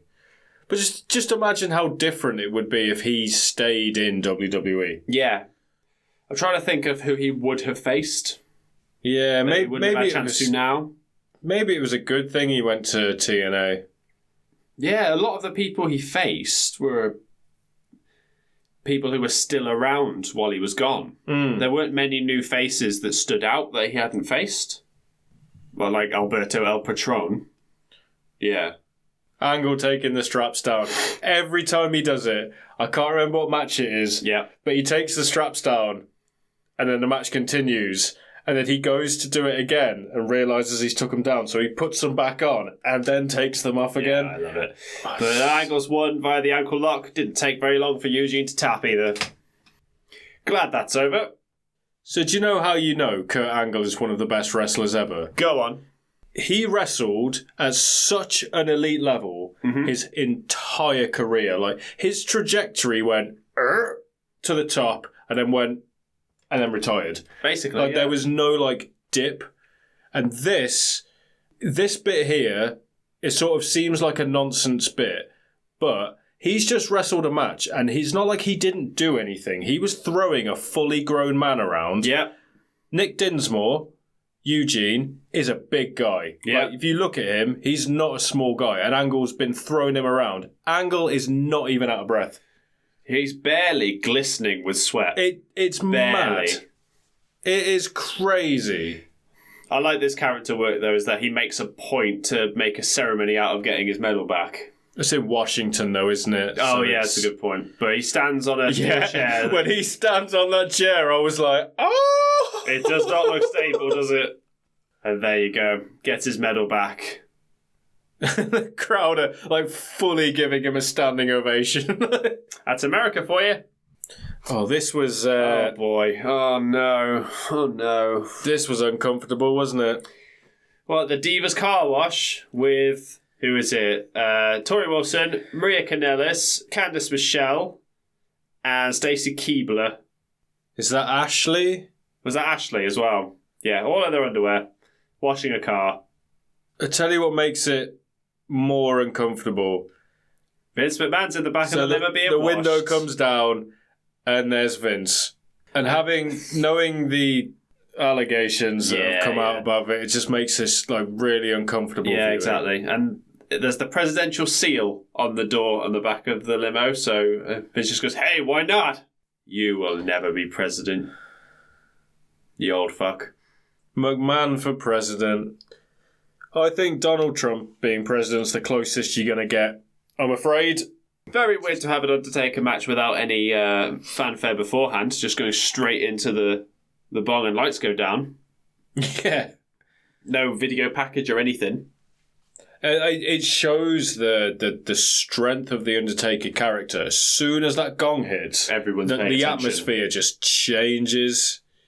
Look how much smoke there is. It's from all that fire that lightning made. Best entrance ever. One of, that's for sure. Most iconic. I mean, it became a sort of parody of itself in later years. People would consider it the toilet break match. Because it would go, like at WrestleMania, it would just go on for like 20 minutes. Yeah, you could take a piss during his entrance and be fine. This is one of his fastest, though, to be fair. He just spends a lot of time in the ring. Getting to the ring takes no time at all. Yeah. Yeah, he just takes a lot of time getting undressed. His poor wife. So, wow. So, swift subject change. This is the 14th consecutive SummerSlam that The Undertaker has wrestled on. That is a mad statistic. That's quite a stat. The longevity of his career is crazy. Doing the maths in my head, that means he has been on every SummerSlam card since he debuted. Up to this point. It's weird watching this because obviously in later years he would go on to be like a special attraction and only appear at WrestleMania. Yeah. And I really have like to think that he was a full-time performer at one point. Yeah, it doesn't seem right, does it? It really doesn't. But he was, and he has accolades like that. And like the streak was it 21-1 when Lesnar broke it? Yeah. So that would have been his 22nd WrestleMania. In a row. That in itself is crazy. I'm pretty sure it was in a row. I don't think he missed any. Ooh. I don't think he missed any. Not sure. From the first one. He might have missed it when he first joined the company, but... That makes it even more impressive. I think he only missed one. That's nuts. He did one in the middle of the fucking pandemic. So... Oh! Burning my light. What a theme. I can't do what... Well, you can't with the green screen. You're not going to be able to see what you're doing. Am I doing it? Yeah. Oh, God, that hurts my back. There you go. That's in frame. Just about. He's got hyperextended shoulders, hasn't he? Has he? Orton. What, just naturally or from wrestling? Just naturally, I think. So he's got quite a reach on him, is what you're saying. Well, yeah, I think his shoulders tend to, like, come out of place and he can do, like... You ever watch Lethal Weapon? No, I haven't, actually. Mel Gibson's character like can dislocate his... Okay. Watch Lethal Weapon. It's great. I won't lie to you, I haven't watched many Mel Gibson movies. I have not watched many. Let me guess. Daddy's Home 2. No. Okay. Not seen Daddy's Home 2. I can think of one I've seen. Braveheart. Nope. You're not going to guess it. Murder on the Bounty. No. Mutiny on the Bounty. No. I've just seen that one clip from Mutiny on the Bounty. Don't put him away. I don't know. What women want. Right, okay. Yeah, I don't think I've seen many Mel Gibson films at all. I haven't seen any Mad Max films. Yep. Even the new one? None of them. Oh, man. I'll get around to it. Dragged Across Concrete? Not yet. Oh. It's on my list. Lots of films I haven't seen. That's a good film. It's long, but it's a good... We need to stop talking about films before I get murdered in the comments. Okay. Orton looks young, with no tattoos. Yeah. Some tattoos. Particularly after not long watching Money in the Bank, and he's just covered in them. Is this hand on the dick era Orton? Could very well be. I remember the story. I don't know when the story was supposed to have taken place. Yeah. It could have been any time. So they always talk about the size of The Undertaker. Obviously a big guy. Look at Orton compared to The Undertaker. They look about the same. Yeah, he's standing up to him. Orton is deceptively tall. Oh, yeah. He's like 6'5", 6'6", isn't he? I think he's taller than that, you know. I've told this story before, haven't I? Yeah. When I realised how tall Orton was. It was when the Authority was still a thing. And it was Big Show, Corporate Kane, Randy Orton and Rollins stood like in a line. And like Rollins looked like a child, yes, compared to the others. And I was like, this sounds really weird to say, but Orton was closer to Kane's size than he was to Rollins' size. And it was around the time that Rollins was like doing the belt clutching. So he thing. just looked like a baby. He just looked like a child. Oh, a little baby. Yeah, I think like Kane and Undertaker, they're roughly 6'10". I think they're about 6'10". Yeah, so I think Kane is a little bit taller than the Undertaker. One thing he's a little bit stronger than the Undertaker. Probably the strongest, to a certain extent, the strongest person in the WWE ever. Yeah, I could see that. I think it's Lesnar, Henry, and him. Yeah, it was that. It's a table for three, wasn't it? Table for three, and then Big Show said there's. He said a few people have picked him up, but he said when he's up there, there's a few people that he's felt safe with that have actually got him, and he said Kane, Mark Henry, and John Cena. Yep. He said when Cena's got you up there, he said you could stay up there all day. Like he's got you. He's sturdy. But no, Kane, he said he felt like he was like, I think he told a story about he was in a match with Kane. Kane put him on his shoulders in like a power slam pose, and he was walking around the ring with him. And he said, Picture said he was going, "Put me the fuck down! Yeah, put me down, you son of a bitch!" Kane's under the mask, like grinning. Old school. Yeah. When was it school? Don't know. Was it ever school? When Undertaker was at school, I guess. Preschool. Didn't Crash Holly do a preschool where he did it off the first rope? What?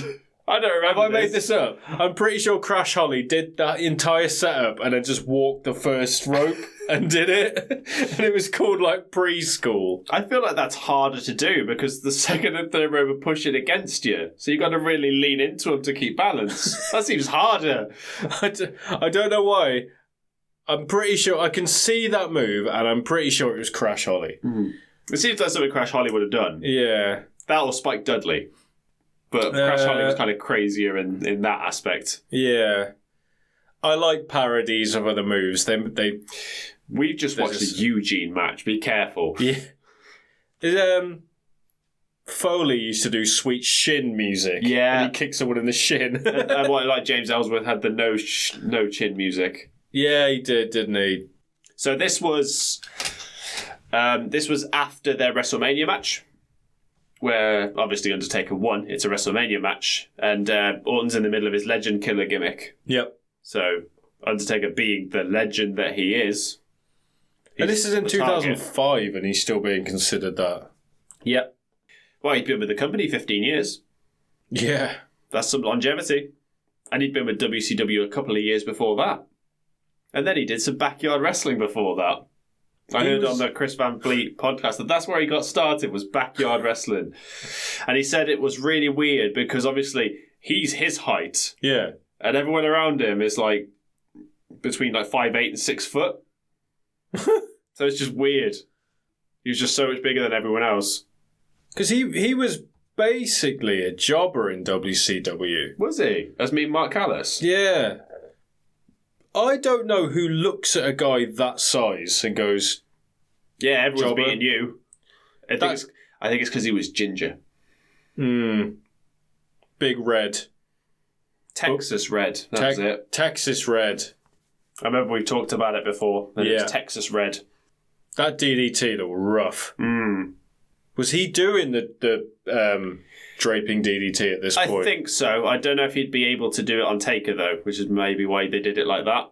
He can do it on two people. He's done it a few times. Two people. Not around this time in his career.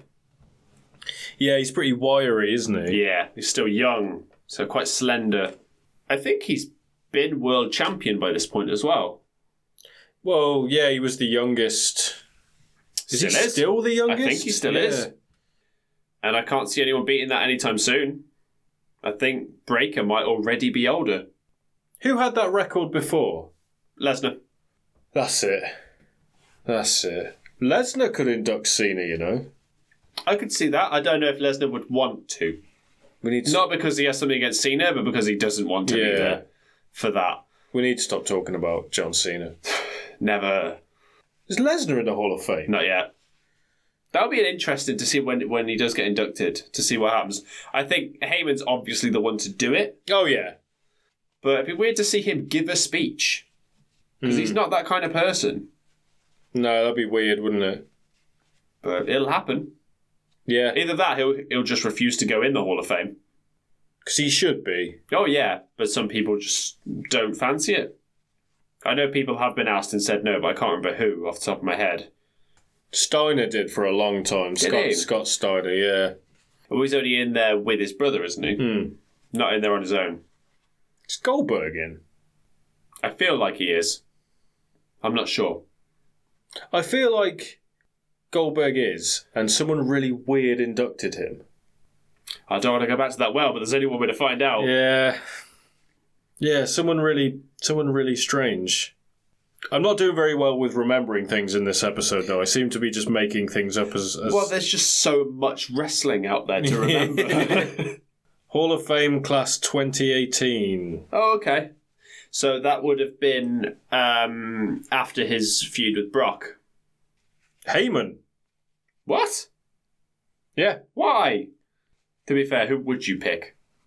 For Goldberg. For Goldberg. Who would you pick who's available? Bischoff. Would you want to do it in 2018? Oh, of course he would. A chance to be in the limelight. Yeah. Did you see what he said about Swerve versus Ospreay? Goldberg. No. Bischoff. No. He loved it. He thought it was exactly what should have happened. It made Swerve look great without Ospreay losing anything. Yeah. He's still got a good wrestling mind, Bischoff. Yeah, I don't question it. I've said it before, like, I really like listening to his podcast, but it's all ads to the point where it's almost unlistenable. Yeah. Oh, that looked rough. That chop block. It wasn't even a chop block. It was just like a shoulder tackle. He just like... Yeah, Randy's really working the knee because most of Undertaker's finishes involve him standing up and holding Randy up. So his leg's out of the picture. He's got a real struggle to hit it. He wasn't doing the last ride. Well, think about last ride, Tombstone, Chokeslam. Yeah. Chokeslam is doable with your bad leg, but the other two, yeah, he needs his legs. He was already... Had he done American Badass? Yeah, it's done by this point. Oh, okay. So he came back at WrestleMania 20. Oof. Hell of a bump there. Orton goes to slam onto Undertaker's leg while it's on the rope, and Undertaker just boots him over the top mid-jump. Yeah, he came back at WrestleMania 20. This is 6 months after... 6 months? A couple of months after WrestleMania 21. Okay. Oof. That was weird. It's weird like a reverse move. STO, isn't it? Yeah. Who did that first? Steiner used to do it. Yeah, I can see him doing that. Edge did it for a little bit. Yeah. It's the downward spiral. We're referencing Nine Inch Nails, are we, Mr. Copeland? I never gave Nine Inch Nails any time of day, but we have a friend called Liam who described them as an even sexier Duran Duran. I like that. However, I don't like Nine Inch Nails, and it's not because I don't like the music. It's because the music is too effective. Like the industrial sound of it, it makes me feel sick. It's too good at getting the point across that I can't physically listen to it. You know, like, I don't know if this is actually connected. Sorry. Go on. That RKO reversal bump. Some people should do that more. Just like shove him off and he does a back He won't do that anymore, though. He's too old and his back's too bad to take bumps like that for no reason. And this... Oh my God. Now Orton goes into the tombstone position, and then Taker gets him back in the tombstone position. But he gets out of it and goes for that lovely backbreaker that I miss him doing, to be fair. Yeah, I don't know if he'll do that with his back in a minute. I don't think he would, but close 2 count from it. Now, going back to the Nine Inch Nails thing, it's like, I don't know if they actually did it, but it's like Seven, the movie. Yeah. It's the intro music to that does it as well. It just makes me feel ill. I don't know why. There's a musical technique that Christopher Nolan uses quite a lot. Is it? It's called the shepherd's tone. That's it, shepherd tone, yeah. Where I might be getting this completely wrong. I know it, so I'll tell you if you are. It's one note, and then opposite it there is a descending note and an ascending note. So one's going like up an octave and one's going down an octave at the same time. Is that right? You're close. So they're both ascending. Like I think it's an octave above and below, or maybe a semitone above and below it. But as it goes, the lower tone fades out and the upper tone fades in. Right. Okay. And it gives the illusion that the note is constantly rising. And makes you uncomfortable. It's supposed to go on forever, isn't it? And oh look, there's a fan in the ring. Yeah, but he's got a full suit on and a red hat, so you can't see his face. Oh, that's... Wonder who that could be. Not awkward at all. And the ref's just... Missing the RKO. I don't know why the ref's distracted. It's a legitimate way to finish the match. Randy wins. The ref didn't need to be distracted at all. It's fine. We get to hear Burning My Light again. I'm okay with it. Oh, yes. Oh, the fan turns out to be Bob Orton. Oh, no. Oh. Incredibly awkward. Do you know the history between Bob Orton and Undertaker? I do not. Oh, okay, right. Oh, no. So, it was during a Hell in a Cell match, and I'm pretty sure it's between Orton and Undertaker. Undertaker's busted open. Bob Orton gets busted open as well. And they find later on that Bob Orton's got hepatitis. Oh, Jesus. Obviously, Undertaker went absolutely mad. So would I, yeah. After that. I mean, he was fine. He didn't catch it. When was the last time you saw Bob Orton on TV? I don't think I did after this. Exactly. Yeah. Jesus Christ. Incredibly awkward as well, knowing that and seeing those two in the same ring, and Matt Hardy's blood is still all over the ring as well. It was a little bit awkward. Yep, just a bit. Was that before or after this, though? Because I don't know when that match would have happened. After this. Okay. Because Bob Orton they didn't put him on TV again. After that. But still. Yeah. Right, Cena versus Jericho. So, context of this is that this is not long after the draft where Cena was drafted to Raw as WWE champion. Mm-hmm. And he just drew the wrath of Eric Bischoff, where he was sick of Cena being champion. He kept throwing challenges at him and he kept winning. Right. And he was like, right, Jericho's got you this time, and there's no way you're coming out champion against Chris Jericho. But this is a weird point in Cena's career where he's on the up and up still, but the fans are starting to turn. Oh, that T-shirt. That fucking T-shirt. Champ is here, all in chrome, and then a picture of the WWE Championship on his waist. Yeah. Tacky as all hell. I love how the camera sort of pans Bischoff looking angry and it cuts to like a photo of Bischoff going... Do you reckon they did the spinner belt because people kept holding the belts upside down? No. No, I'm taking the... Wow, I don't know. That's a legitimate question. It makes sense. Yeah. Well, even then... Vince in the back. I am sick of people holding these belts upside down. How are we going to do this? Make the whole thing spin. Okay. But then it would say Pamak if he did hold it upside down. There's Vince in the back with like a remote control. If someone holds it upside down, spin!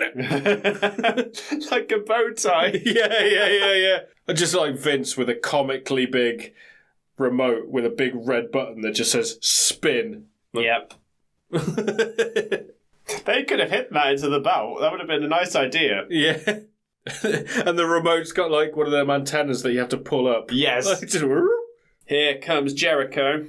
Tonight's the night, Mr. Bischoff. Yeah, there's a lot of pomp and circumstance missing from Jericho's entrance. Yeah. Well, I think he was on his way out here, wasn't he? This might have been his last match before he left, actually. Possibly. Yeah, I think you're right, actually. This was like the end of his first run, because he wanted to go and do Fozzy stuff. Yeah. Didn't take him too long to come back, though. No, he was gone a couple of years, or a year, was it? I think it's towards the end of 2006 he came back, because that was the Save Us thing. I think Randy Orton was world champion at the time. Was that the one where he clotheslined the guy with the torch? Yes! Yeah. Yes! Subtle as a fucking brick to the temple that whole thing was, though. Yeah. Because I remember specifically being a fucking 14-year-old nerd, I remember it quite... distinctly is that it said save us .x29 and then it would flash up saying x plus 1 equals y and then 9 plus 1 equals j. That's what it said in the fucking promo. So if you had half a brain you could figure it out. Yeah. And then when he did clothesline the guy with the torch, he just does that. Yeah. It's back to the camera. So you know who it is immediately. Yeah, it's a strong reaction for Cena, but not an overall positive one. So, answer me this. Go on. Chain Gang. Yeah, this was the time of the Chain Gang. I don't remember this. I don't really remember it, to be perfectly honest with you. Yeah, I saw like one sign that said Cena Chain Gang. That's what he called his fans. And they seem to be trying to get it over on commentary as well. Yeah. But I don't remember it being a thing, like, at all. There have been some stupid things like that. This isn't strictly WWE related, but it kind of is. Do you know what Logan Paul called his fans? I've got nothing funny to say. The Low Gang. Yeah. I don't know how Cena takes his top off like that, with like one arm, in like one motion. You want to try it? I don't want to do it on camera. I'm going to do it over there. Afraid to get your nips out. Hang on. I'm going to do this. Hang on.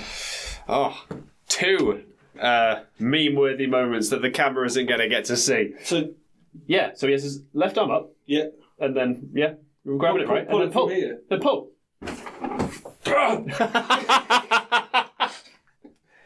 No, that's it. Oh, man. The fans are missing out, you know. We could sell that shit. It's hard. It's harder than it looks. God, he must be so strong to do that. His body's so wide as well. I think he just wears extra large t-shirts. Look how serious he looks. Oh, he knows he's got his work cut out for him with Chris Jericho. What's that on his shoes? Which part of his shoes? The laces. That's the pump. No, there's like springs. What are you pointing at? Can you not see that? No. I think that's the aglets. Aglet? You know what an aglet is? I've got no idea. It's the plastic bit on the end of a shoelace. Is that what that's called? It's called an aglet. An aglet? I see what you mean now. It's like a yellow zip tie almost. Yeah. Yeah, I think it's just part of the shoe. I don't know what it is. Aglet. That's our word of the day. Aglet. Anyway. You might be the only person on the planet that knows what an aglet is. You'd be surprised. That bump looked rough. Jericho goes to do his signature drop kick and Cena ducks and Jericho goes straight over the top, which if he actually did do the drop kick, wouldn't happen. And that's weird. Cena just falls into him. Yeah, and Jericho scrapes his back along the edge of the announce table at the same time. That didn't look fun. JR talking absolute shit on commentary. No, not our JR. He's like, what are you talking about? Are you hallucinating? So King said something there that made me laugh. He said that Cena is like another M&M, and he said one M&M is enough. They come in bags. There's hundreds of them. Yeah. J.K. Simmons is one. Not that M&M. He was the yellow M&M, wasn't he, J.K. Simmons? Yeah, I think he was. But he's also not in a tag team with Johnny Nitro and Joey Mercury, so... No. He's not another M&M at all. Who was the other M&M? Melina. Oh, I was talking about the advert. Oh, the green one. Forget, I don't know who it was. I don't know who voiced them. Okay. It was J.K. Simmons and... I don't know who voiced the female one. There was another one. Was it Brad Garrett? Oh, the red one? No, Brad Garrett would have been the yellow one. Okay. The yellow one always had the deeper voice. Yeah. Or someone with a similar voice to a Brad Garrett. What are we talking about? I'm following fucking your Brad lead. Garrett. We're watching SummerSlam. Brad Garrett. Hey, you know Raymond. I can't go deep enough for a Brad Garrett. No, I can't. But I can do a Patrick Warburton, weirdly. Go on. Oh, yeah. It's all coming together. Okay. I'm proud of it. I've got two. Okay. I got different times in his career. I've got Peter. Or I've got this is Putty, which is a really obscure one. Patrick Warburton. Best character in Seinfeld. Fight me. I didn't know he was in Seinfeld. I haven't seen all of it. He plays Elaine's on again, off again boyfriend in the later seasons. Yeah, I think I only got to season 4 in Seinfeld. Kramer's the best character. Oh, yeah. Actually, no. No, he's not. Newman is. Hello, Newman. What, Wayne Knight? Yeah. I love Wayne Knight. I think he's brilliant. See, I only know him from Jurassic Park and Space Jam. That's it. However, Michael Richards, that's his name, right? Kramer? Yeah. Yeah. Is it Michael Richards? Mm-hmm. Yeah. After some of the stuff he did on stage, not so much a fan anymore. No. Oh, Jericho lands right on the back of his head from that superplex. You can tell he got worse of that. He's not selling that. He goes... I think he shocked his leg as well. When he goes back, he kind of falls at a strange angle. Oh, it's not good. Good job, he's a goddamn professional. No, Wayne Knight was in Third Rock from the Sun, if you ever watched that. I have not really watched Third Rock from the Sun, but I love John Lithgow, so I should probably watch it. It's one of my favourite TV shows of all time, Third Rock from the Sun. Wayne Knight was also in... oh my God, I can't remember It's the famous Sharon Stone... Oh, Basic Instinct. Instinct. Wayne Knight is the one He's in the room when it happens. Yeah, I've seen Basic Instinct. This match is really exciting, isn't it? A John Cena match, you say? I know. How many moves of doom can we get? He's done the hip toss, hasn't he? Yeah. I know he does the 5-knuckle shuffle. I know he does the attitude adjustment, or FU, as it's known at this time. It's still called the FU, isn't it? He hasn't adopted the STFU yet, though. I think that's later on in his career. Not much later, though. But if you got a formula that works, why not use it? Hogan. Yeah, Hogan's is timeless, isn't it? Yeah. 90% getting the shit kicked out of him. Hulk up, punches, big boot, leg drop, done. Yep. How's your hips, Hogan? That's such a cool reversal I don't even know how you'd explain what that was. I don't know what that pin maneuver's called. That's the only reason why. So it's from like a fireman's carry because Cena's going for the FU. Jericho rolls out of it into the pin where you're almost in a circle holding each other's legs. It's a victory roll, isn't it? Victory roll, that sounds right. And then he gets out of the victory roll and goes straight towards Jericho. But he gets kicked out of the ring. They've got each other's number at the moment. I'd also like to point out that in the earlier episode where we talked about Van Damme's boots, Jericho has the same boots right now with the writing on the side of them. Oh, yeah. It just says Jericho. I think Van Damme had the same boots, so possibly the same manufacturer. Yeah, he didn't do that move very often, did he? Nope. That leg drop to the... That is the move that Carmelo currently uses as his finisher. Let's see how much longer he keeps that going for, because it's not good for your hips. I don't see Carmelo. You're more of a Trick Williams guy, are you? Yeah. I don't get it. I don't see what makes him so special. I'm trying to think who it was, but it was Booker T. He would say that. He trained Trick Williams, I think, but he said that Trick Williams has it. Yeah. Like he could be a WrestleMania main eventer. The aura, they call it, I think. Yeah, he's got that aura about him. The fact that he got more over than Carmelo while he was Carmelo's valet says a lot. That might be why they're sort of taking their time. Yep, understandable. Plus, they've got a built-in storyline then with Carmelo. Yeah. So if Carmelo gets a major accomplishment, they can just bring Trick up at that time. You got a ready-made feud. Anyone who remembers will go nuts for it. Did you see that weird LA Knight promo from like a couple of weeks ago? I don't think so. It's the one where he tries to get Kayla Braxton involved and she just like stares at him and he goes, "Oh, you're not going to talk?" Did you see the bit after that? I don't think I did. Carmelo comes in and Carmelo forgets who he's talking to. Okay. And he starts saying that, if you want to fight LA Knight, blah, blah, blah. And LA Knight's like, well, if I wanted to fight myself, I'd look in a mirror. It's lucky he botched his lines against LA Knight. But I don't get it. I don't get Carmelo Hayes at all. Anyway, John Cena clawing at the camera. Yeah. Being dramatic. Look at that face. Acting. You've improved in 19 years, Cena. I'll give you that. Did I show you the Kayla Braxton LA Knight promo from a few weeks ago with Kayla Braxton going to LA Knight? I'm leaving. And he just stands there going... She's like, haven't you got anything to say? I thought you'd put us into a fucking time loop there, because that's exactly how you started the last one. Yeah. I was like, is he doing a bit? Yeah. No, he was mocking... It became like a bit of a viral thing. Yeah. Because he asks her a question and she just stands there like that. Yeah. And then they do it the other way around. Just like LA Knight's troll game is like on point. He's so good at it. So good.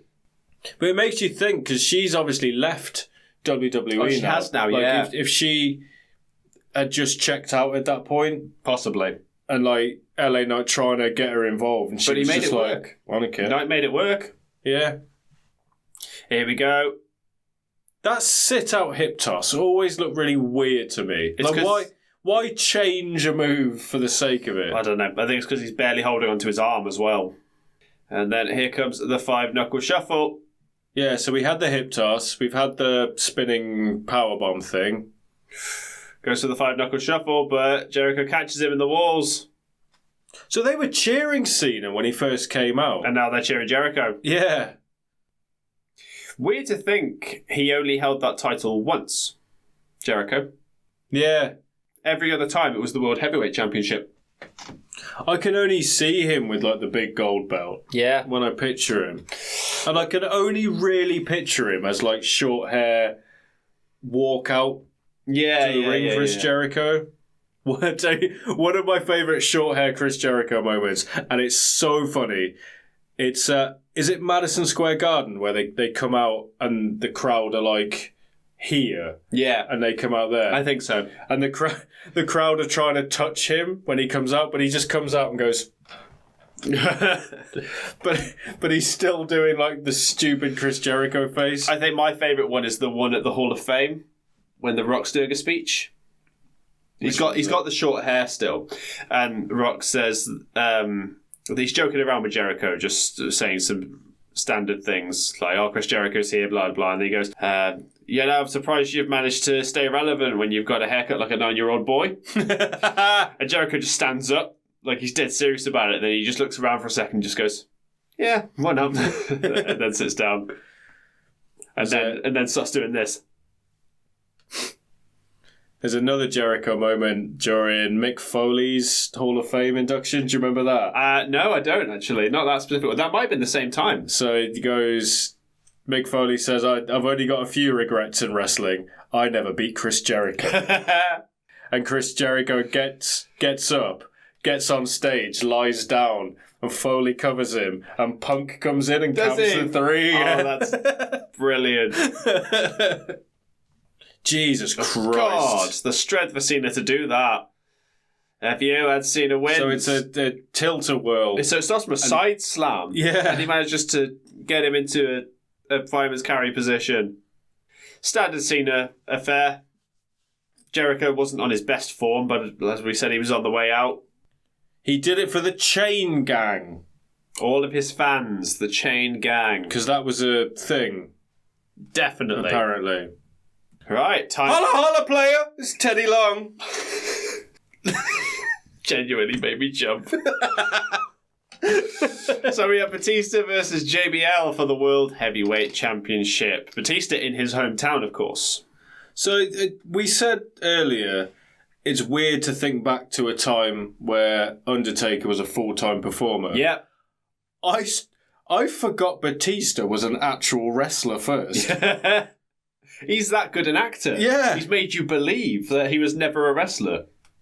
In the grand scheme of things, he wasn't a wrestler for that long, was he? I think he was in development for quite a while. I think he joined the main roster and then Evolution in like 2003. Yeah.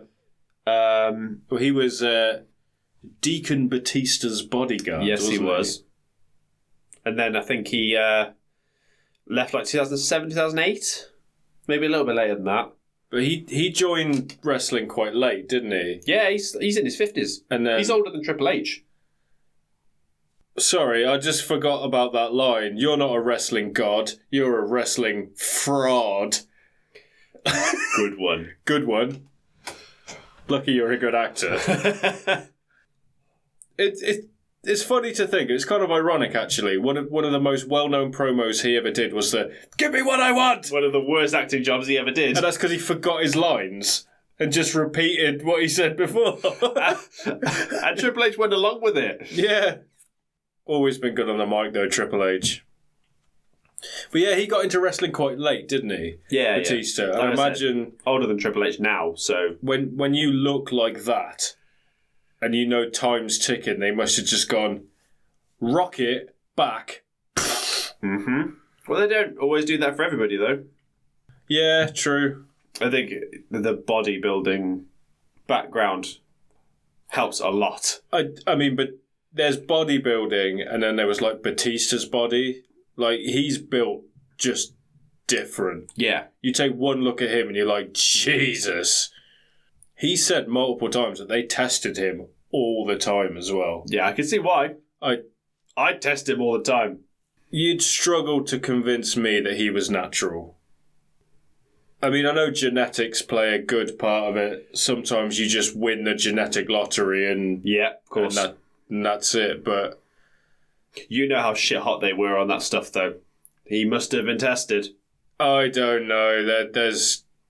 They seem to have one rule for one rule for another. Like, they had the Randy Orton rule.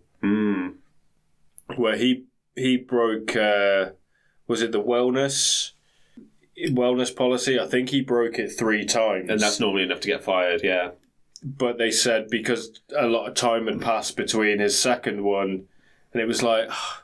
You can't have one rule for one rule for another. But seriously, look at the size of Batista. Yeah. I think he's 300 pounds. Let's see what he's billed at. 300 pounds on the dot. Also, those thirsty bitches, Batista's babes, they were the ones that had the sign that said Cena's girls as well. Yeah, just a bunch of tarts. What did they have for Eddie? Jesus. So what would you say is Batista's best acting role? Granted, I haven't seen a lot of his work. I haven't seen what probably is the correct answer, but I'll wait to hear what you say.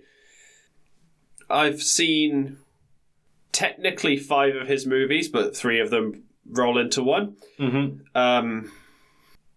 I'm going to say it's the one I haven't seen. I'm guessing it's your pick, which would be Blade Runner 2049. Yeah. Yeah, I haven't seen that. He's not in it for very long. Yeah, I know he's in the intro, but pretty much. Yeah, I that is ridiculous. Because I've seen Glass Onion, Spectre, and the Guardians films. I'm sure there's other stuff, but I can't think of it right now. Yeah. Like, I haven't seen Stuber. I tell you what is weird to think about. JBL's transformation from Bradshaw to JBL is actually mad when you think about it. In what way? Like, he went from being tough, badass... beer drinking, poker playing. Yeah. To, like... I'm on Wall Street. Having an almost career sort of resurgence and becoming this, like, really detestable heel. As a cowboy Wall Street guy. Yeah. It's crazy. That completely reinvented himself. And everyone hates him. I mean, his wrestling style hasn't changed at all. Nope. He'll still just hit you and hit you hard. Yeah. I bet it was a weird dynamic with Batista, because I know he had a habit of, like, hazing new starters. Yeah, you can't really do that with a guy like him. Well, that's it. Like, Batista's technically a new guy. You consider him green or a rookie, but he's twice the size of you, so you just go, I'm just going to hit you quite hard. We'll see what happens. I suppose the only thing you could really do in that situation is do what Punk did to Paige, where he called him out on screen. Possibly. Knowing that Paige couldn't come out. Yeah. So instead of hazing them as a person, you're basically just hazing their on-screen character. Yeah. But that's sort of going into business for yourself as well. Yeah. So, could be frowned upon with the wrong people. Yeah, you wouldn't get away with that in WWE, would you? No, not really. JBL just giving Batista a whip-in with a belt. So we were talking about Batista getting into wrestling late. Yeah. Do you want to hear something funny? Go on. Do you know how old he is in this? I'm sure I can figure it out. 35. Dead on. He's the same age as me. What? I didn't think I was going to get that exactly right. Yeah. He's 36 in this. That... Yeah. Isn't the bloke who plays Georgian Reed older than you, though? He's the same age as fucking Halfthor Bjornsson. Say that again, sorry. The actor who plays... Is it Georgian Reed? Yeah. He's the same... He's older than Halfthor Bjornsson, so... Yeah. And if you stood those two together, if an alien came down and you'd be like, that's the same species, dude, and you'd go, nah, no, it's not. No, it's not. That one eats that one for breakfast. It's like standing Peter Dinklage next to Brock Lesnar. Yeah. It'd be like, yeah, well, they're humans. But that's the beauty of humans. Yeah. They're very different. 100%. What a lovely sentiment. I fucking whips him right in the face. Oh my God. Haze me, will you? Yeah. And you know, you can't fake a whipping. The noise especially. Yeah. And he whips him in the face, on the shoulders, and fair play. Bradshaw just sits there going, just keep doing it. Yeah. I have a weird problem with whipping with leather belts, and it's Shawn Michaels' fault. Okay. Do you remember his WrestleMania match with Vince McMahon? No. Basically a squash match. Right. McMahon does the same spot where he pulls his belt out, starts hitting Michaels with it. Michaels gets it back, hits him a couple of times, and then fucking whacks him. And it makes a hell of a noise. Like the crowd go, ooh, oh my God. Like Bianca's braid. Yeah. It makes a hell of a noise, and the whips from any other belt they just don't mean as much to me after hearing that. I remember when Bianca did that whip for the first time on Main. Was it and Sasha? It was against Sasha. Yeah. And it was perfect because it happens at like a break in the crowd. Yep. And you just hear like the and there's like a moment of silence, and the crowd go, "What the fuck?" And you see the line across Sasha's she stomach. just starts dripping from the side of it. And obviously she's not selling it. No. That's just how it feels.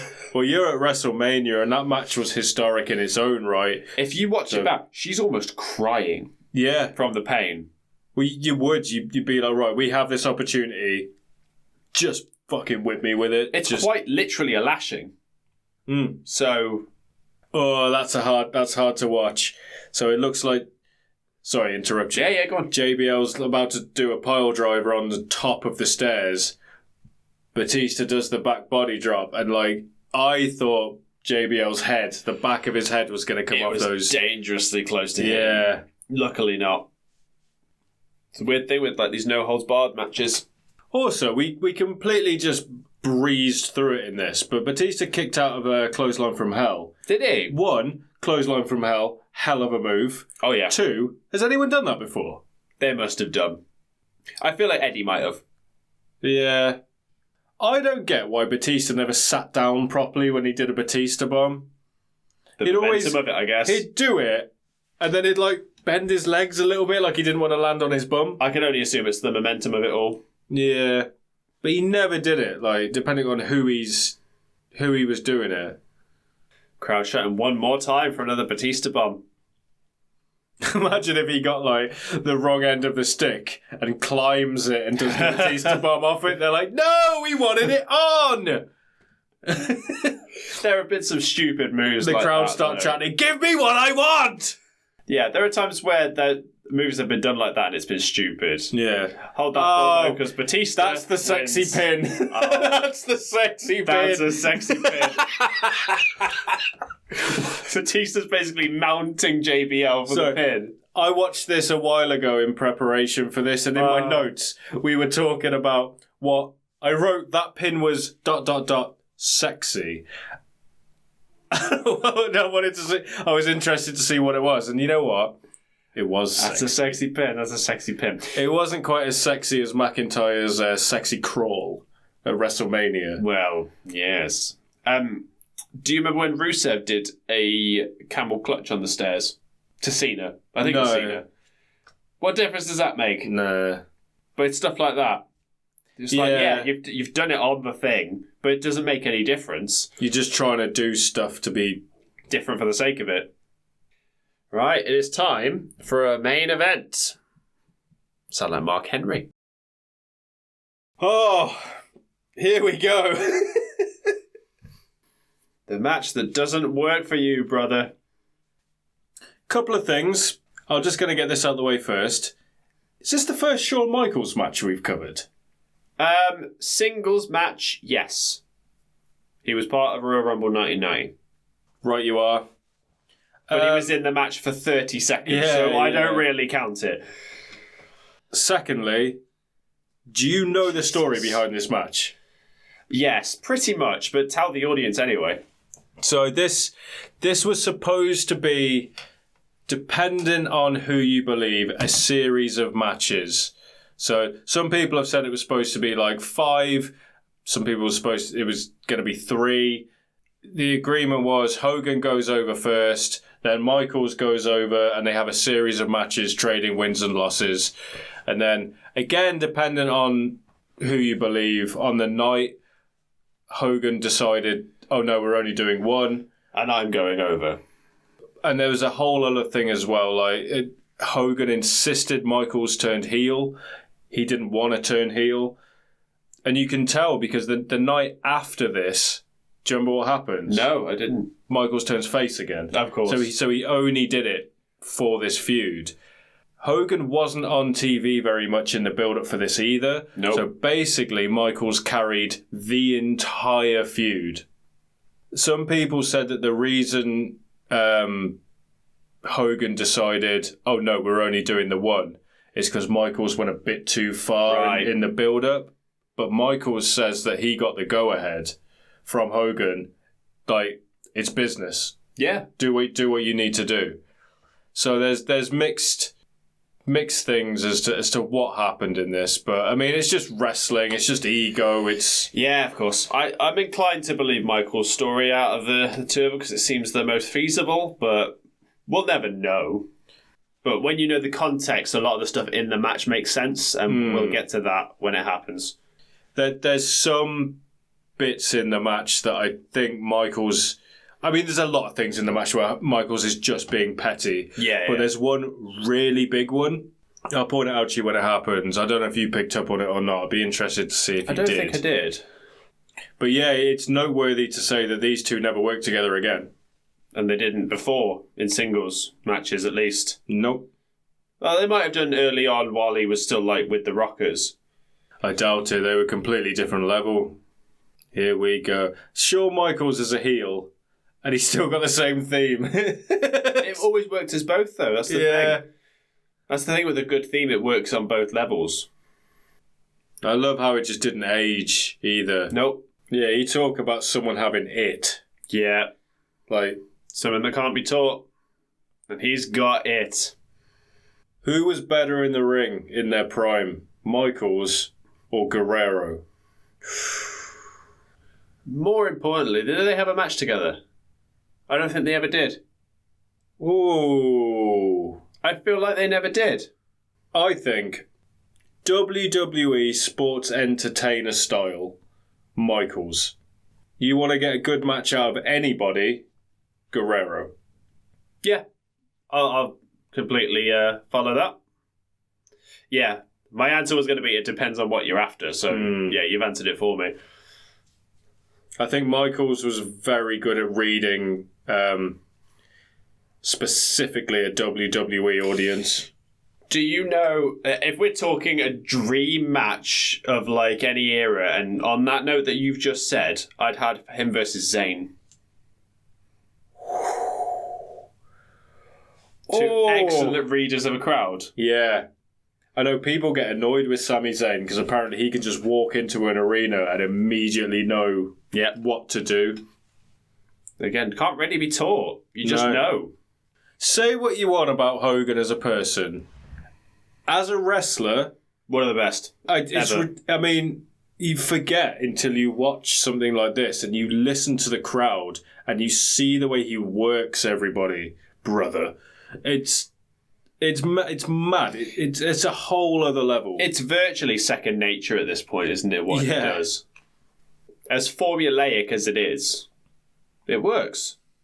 I want to see if you catch what Michaels does during Hogan's entrance. Let's have a look. This, as well, might be the most American thing I've ever seen in my life. I forgot about this, to be honest with you. It's madness. We're in Washington, brother. And he's coming out to real American. Yeah. And what happens? Oh my the world's God. biggest American flag. Where would you even get that? You'd have to get it specially made. And he's... Yes. Salutes Old Glory. God, look at that. Who do you think's winning? I wonder. You said on the last episode about Winface. Winface. Michael's got Winface. Oh yeah, I did spot that the first time round. Just Michael digging makes in the a ring. burying motion. Let's be honest, we know that he did not give a fuck at this point. No. He'd done his time. He'd got his legacy. Well, he knew it was going to happen. He did. Hogan didn't. Hogan's got no idea. Yeah. He's like, I'm just going to have fun. If I'm never going to wrestle Hogan again and I've got to put him over, I'm going to put him over my way. He's doing his thing and then just points at Shawn. And Michaels, as an amazing wrestler he is, he knows when to be a knobhead. And this was the time to do it. Yeah, there's a weird thing in wrestling where it's a respect thing. When someone else is making their entrance, you leave the ring. He has and he hasn't because he's stood on the apron still. And I'm not in the ring, but I'm not on the floor either. Yeah. So it's almost like he's trying to steal the spotlight there because he knows Hogan has to acknowledge him.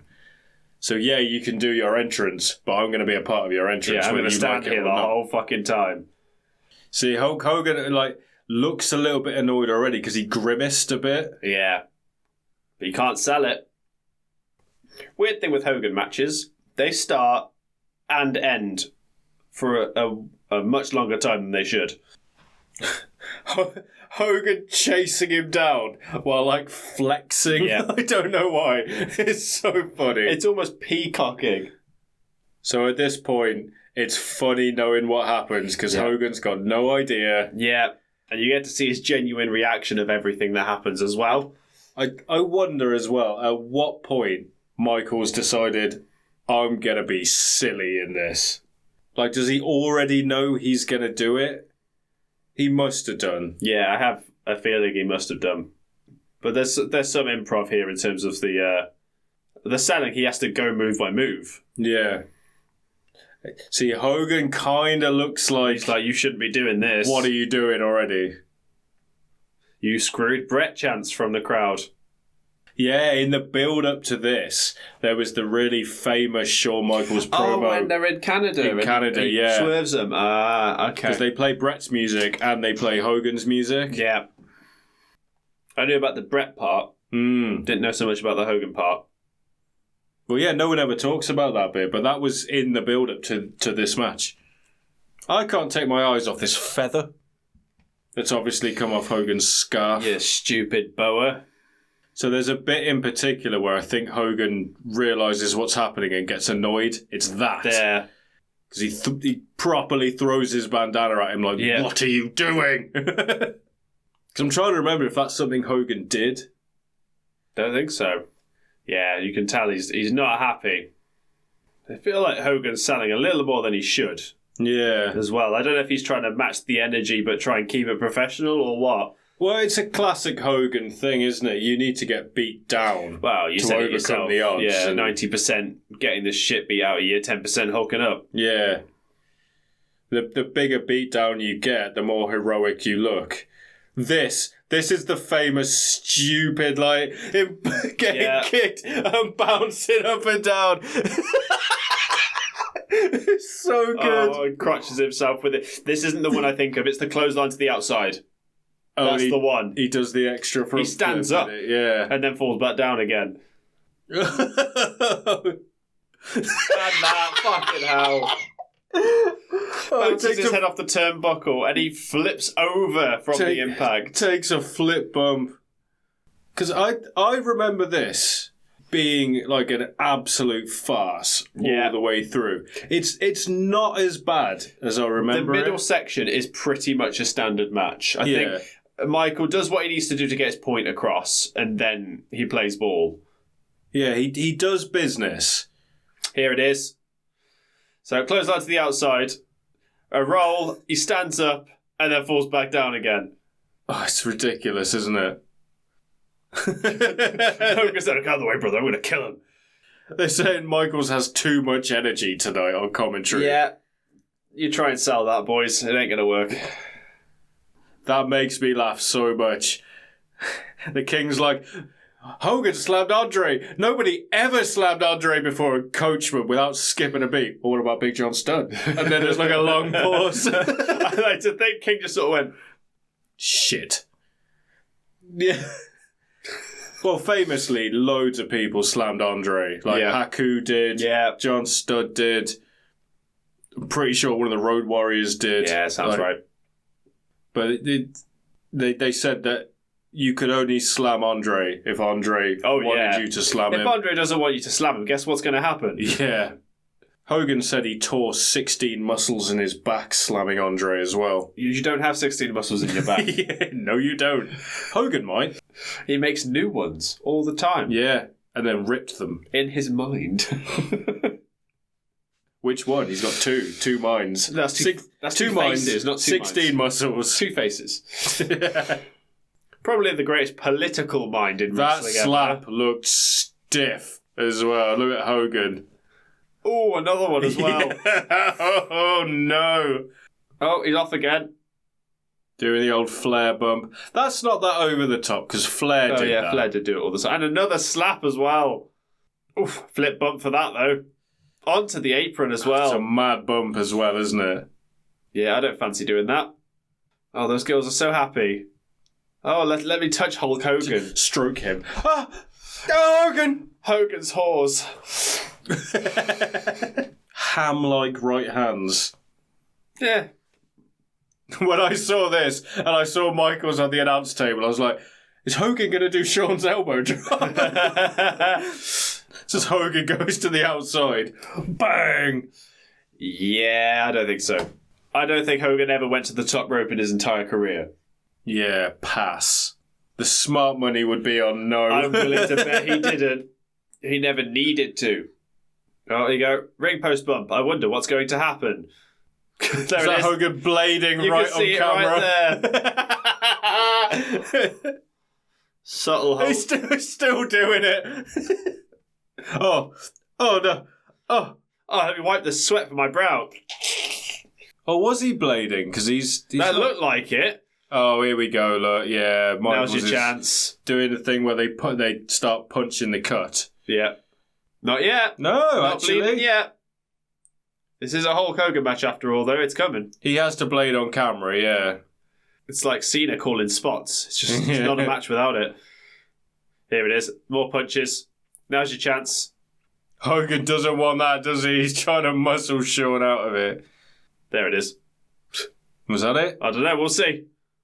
Because I'm pretty sure it's fairly obvious when he does it. Because he's got a really bad habit, Hogan, of blading like right on camera. Hogan and subtlety do not go in the same sentence. True. Oh, there it was. Yeah. You just see him go like that. Or was it? Yeah, there we there go. it is. Look. That's plenty of You it. literally see his hand go. You can see the line. Yeah. And he bleeds a lot. This is almost a year away from the Eddie job as well. So Oh, that's a tough that's watch. one we're going to have to cover. Yeah. I remember it being like something from a horror film. It was, because you see it like spurting from his head. It's horrible. There was... That's a cool visual, to be fair. Hogan letting the blood drip into his eyes. There was an angle one as well in TNA where I think he tries to run under a ladder, but his top of his head goes into like the bit, Right. and he like nicks it, And it's a genuine cut. yeah, and it bleeds like a lot. But then again, if this pay-per-view's taught us anything, I seem to have a weird thing at remembering things today, so I might have... See, you remember things that didn't happen, and I forget things that did. That seems to be our dynamic. I don't remember that. Yeah. I do. God, we're good. Is Hogan dead? Look at that blood Now, on Michael's arm just covered in Hogan's blood. Oh, And his other arm gets covered as well. thank God he's wearing his red pants. Surely it would have been better if he was wearing white. For the effect, yeah. But Because it already looks like he's got blood splatter on it. he's only ever worn that red, yellow tie-dye, the yellow, like, pants, or black. Let me finish my sentence. Yeah. I didn't say anything. I just wanted He's to never see. worn white. I wanted to see if you'd get there. You think I've forgotten about the NWO? I did. Yeah, It's I did. for life. I did. It is. It is for life. Look at the ref, like using two hands to pick up Your arms one. are so big, I can't pick up these pipes. Oh, one. He's really struggling as well. I wouldn't be surprised if Hogan's like ribbing him by like push it down. I wonder if Hogan will get out. His finger's already up. Yeah. He gives it that. Has anyone ever won with the three? No, I don't think so. It would be a bit of a wet fart of an ending, wouldn't Yeah, it? however, you have had it where they don't count at all and they're just unconscious and they call it Yeah. like a UFC match. There you go. Hogan's mustache has turned pink. Yeah, it was sort of round about this point where I realised that it isn't as silly as I remember it. No, because it becomes a normal match at this point. Yeah. Because Michael does his usual thing. He kips up and gets ready for Sweet Chin Music. Oh, no, he doesn't. He goes for the leg drop. But I think Leg Hogan's drop? moving out the way. Leg drop. Elbow drop. It's been a long day. Hogan moves and basically just hulks up on the spot. God, when he hulks up, the crowd... They will never get bored of it, will they? And ref's down. Michael knocks down Hogan, but also knocks down the ref in the process. Are they chanting, "We want Brett"? They are. They are chanting, "We want Brett." Oh, come on. You're not even in Canada. All right, Michaels is up. Here comes the elbow drop. Elbow drop. Yeah, just look. Yeah, that's right. And then just gets down. Hogan just goes, nah, fuck it. Oh, he goes for the sharpshooter. Even better. This should be illegal. In Canada, it would be. No, just in general. Nah. Because that's the move he screwed Brett with. Not that Hogan's taken it. No, it looks like shit, doesn't it? Oh, we got a second ref. Will Hogan tap out? I don't think he ever has. JR. No, he has. He tapped out in his last match. Oh, well, that was a fucking house show. Oh, no, we're talking about... Sting. We fucking watched it. Yeah. He taps out, doesn't he? Has Hogan tapped him out? No, fucking hell. Sting. It's so late. I'm forgetting everything. Did Angle tap him out? I don't know. I feel like he might have. Yeah. I feel like he did. Yes. Tapped him out. Whenever you do that, my mind just goes to Charlie Kelly. Yeah. Cat in the wall. Now you're talking my language. Yeah, I eat stickers all the time. I'm not getting into this. We'll be here all day. There's so many fucking rewatching quotes. it in the minute. I've just rewatched my favourite episodes, which is Mac and Charlie Die. Oh, that's a good one, yeah. With the wedding dress in the... Oh, it's so funny. And then we got the wedding dress. Yeah. Dude, you need to get off the... No, yeah, we're not doing this. We're not. If you haven't watched Always Sunny, watch it. It's some fucking good comedy. It has possibly one of my favourite bits in of any TV show ever. And it's the bit where they take Dee's keys. And it happens so quick. And there's no context to it, whatever. Mac opens the door, grabs her keys, and just face palms her into the wall. And then just shuts the door. Just comes out of nowhere. Oh, it's because they just hate Dee. Oh, low blow from Michaels while the other referee's down. And Hogan looks like he kind of likes it. Yeah. It's a bit weird. Oh, brother. Oh, now Whitney. How many nicknames did Shawn Michaels have? Heartbreaker, Showstopper, Mr. WrestleMania. Mr. Main Event? Yeah. He was Mr. WrestleMania, wasn't he? Tell me a bad WrestleMania match he's had. But he lost more than he won, didn't he? Twice against Taker, once against Cena. I don't know about the others. Oh, that chair shot looked rough. Oh, and he's shaking his leg as well. Oof. Yeah, that did not look pretty. The sound enough. That air horn is so perfectly timed when he jumps. Halfway through the elbow drop. Just it's so good. Brilliant. What did the coach say there? I don't know. You're damn right he could and just stops. Alright, Michael's getting ready to tune up the band.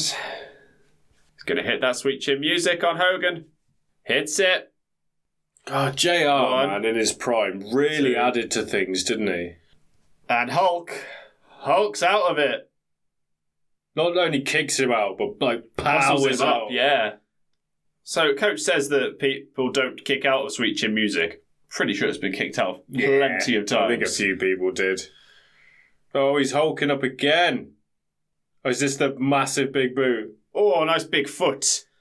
Looking at this, I'm pretty sure Hogan must have thought, because Michaels goes down, stands up and runs round.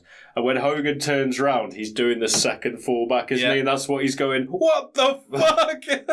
Like, what are you doing? I think he realised at that point what he's doing. He's like, fuck it, I'm just going to carry on. Leg drop from Hogan. 1, 2, 3. There we go. Hogan wins in their only ever match together.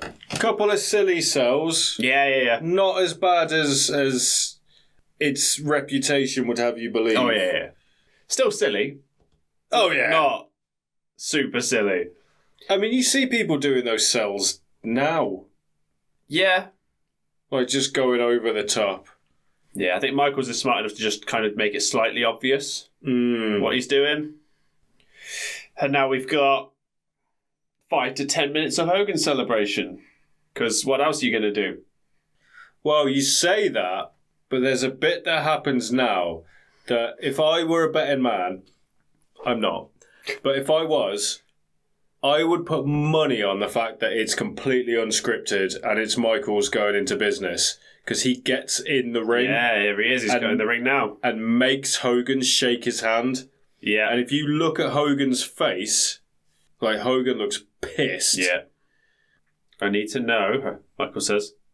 Because even the commentators are like, Yeah. What is happening? So I think this is Michaels knowing the crowd are going to cheer and knowing that they're going to think Michaels is the good guy coming out of it. Yeah. And well, if Hogan says no, he looks like an arsehole. Yeah. So he has to. He's kind of forcing Hogan's hand. Exactly. But no, he shakes. I'd like to know what they were saying there. I can lip read to a certain extent, but I just can't get it. See, look at Hogan. Like, that's genuine, I think. Yeah. Because now Hogan's got to play along and be like, okay, let's give it up for Shawn as well. Weird, isn't it? Very strange. If I had to guess, I'd say it might have been Michaels trying to convince him to... But Hogan spits in his direction there like he's pissed. Yeah. Sorry, what were you saying? I think he might have been trying to convince Hogan to go through with the second match. Because he says 3 times, I need to know. It could be I needed. But, yeah. Weird. Because Michaels turned face. Literally the next night, yeah. Do you remember the promo? No, I don't. So, he basically, it's the promo equivalent of what he did in this match. So he just goes like, he was the better man. He beat me. He was cat-like. He was agile. And just starts doing this. And he says, next time you see Hogan... He says, I can't remember the exact words, but he says something about Hogan and Hogan getting what he wants. And he goes like this with his hands as well. Oh, okay. And it's very like... Pointed. He puts Hogan over, but like also doesn't at the same time. Yeah, I get you. Yeah. Okay, I've had enough of... Yeah, Hogan. I told you it was going to be a lot. Right, we shall wrap up this weird-ass, but still good pay-per-view.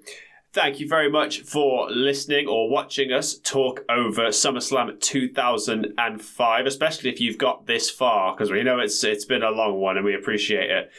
Please consider giving us a like, a follow, a subscribe, anything like that, depending on where you are.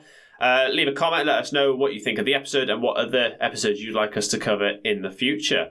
Until next time. Hang on. I've got a bone to pick with you. Oh, God. You've not made any mention... I've debuted these headphones. Yeah. For this episode. Just got new headphones for the It's too late now. listeners. It's too late now. Do your thing. Oh. Bye.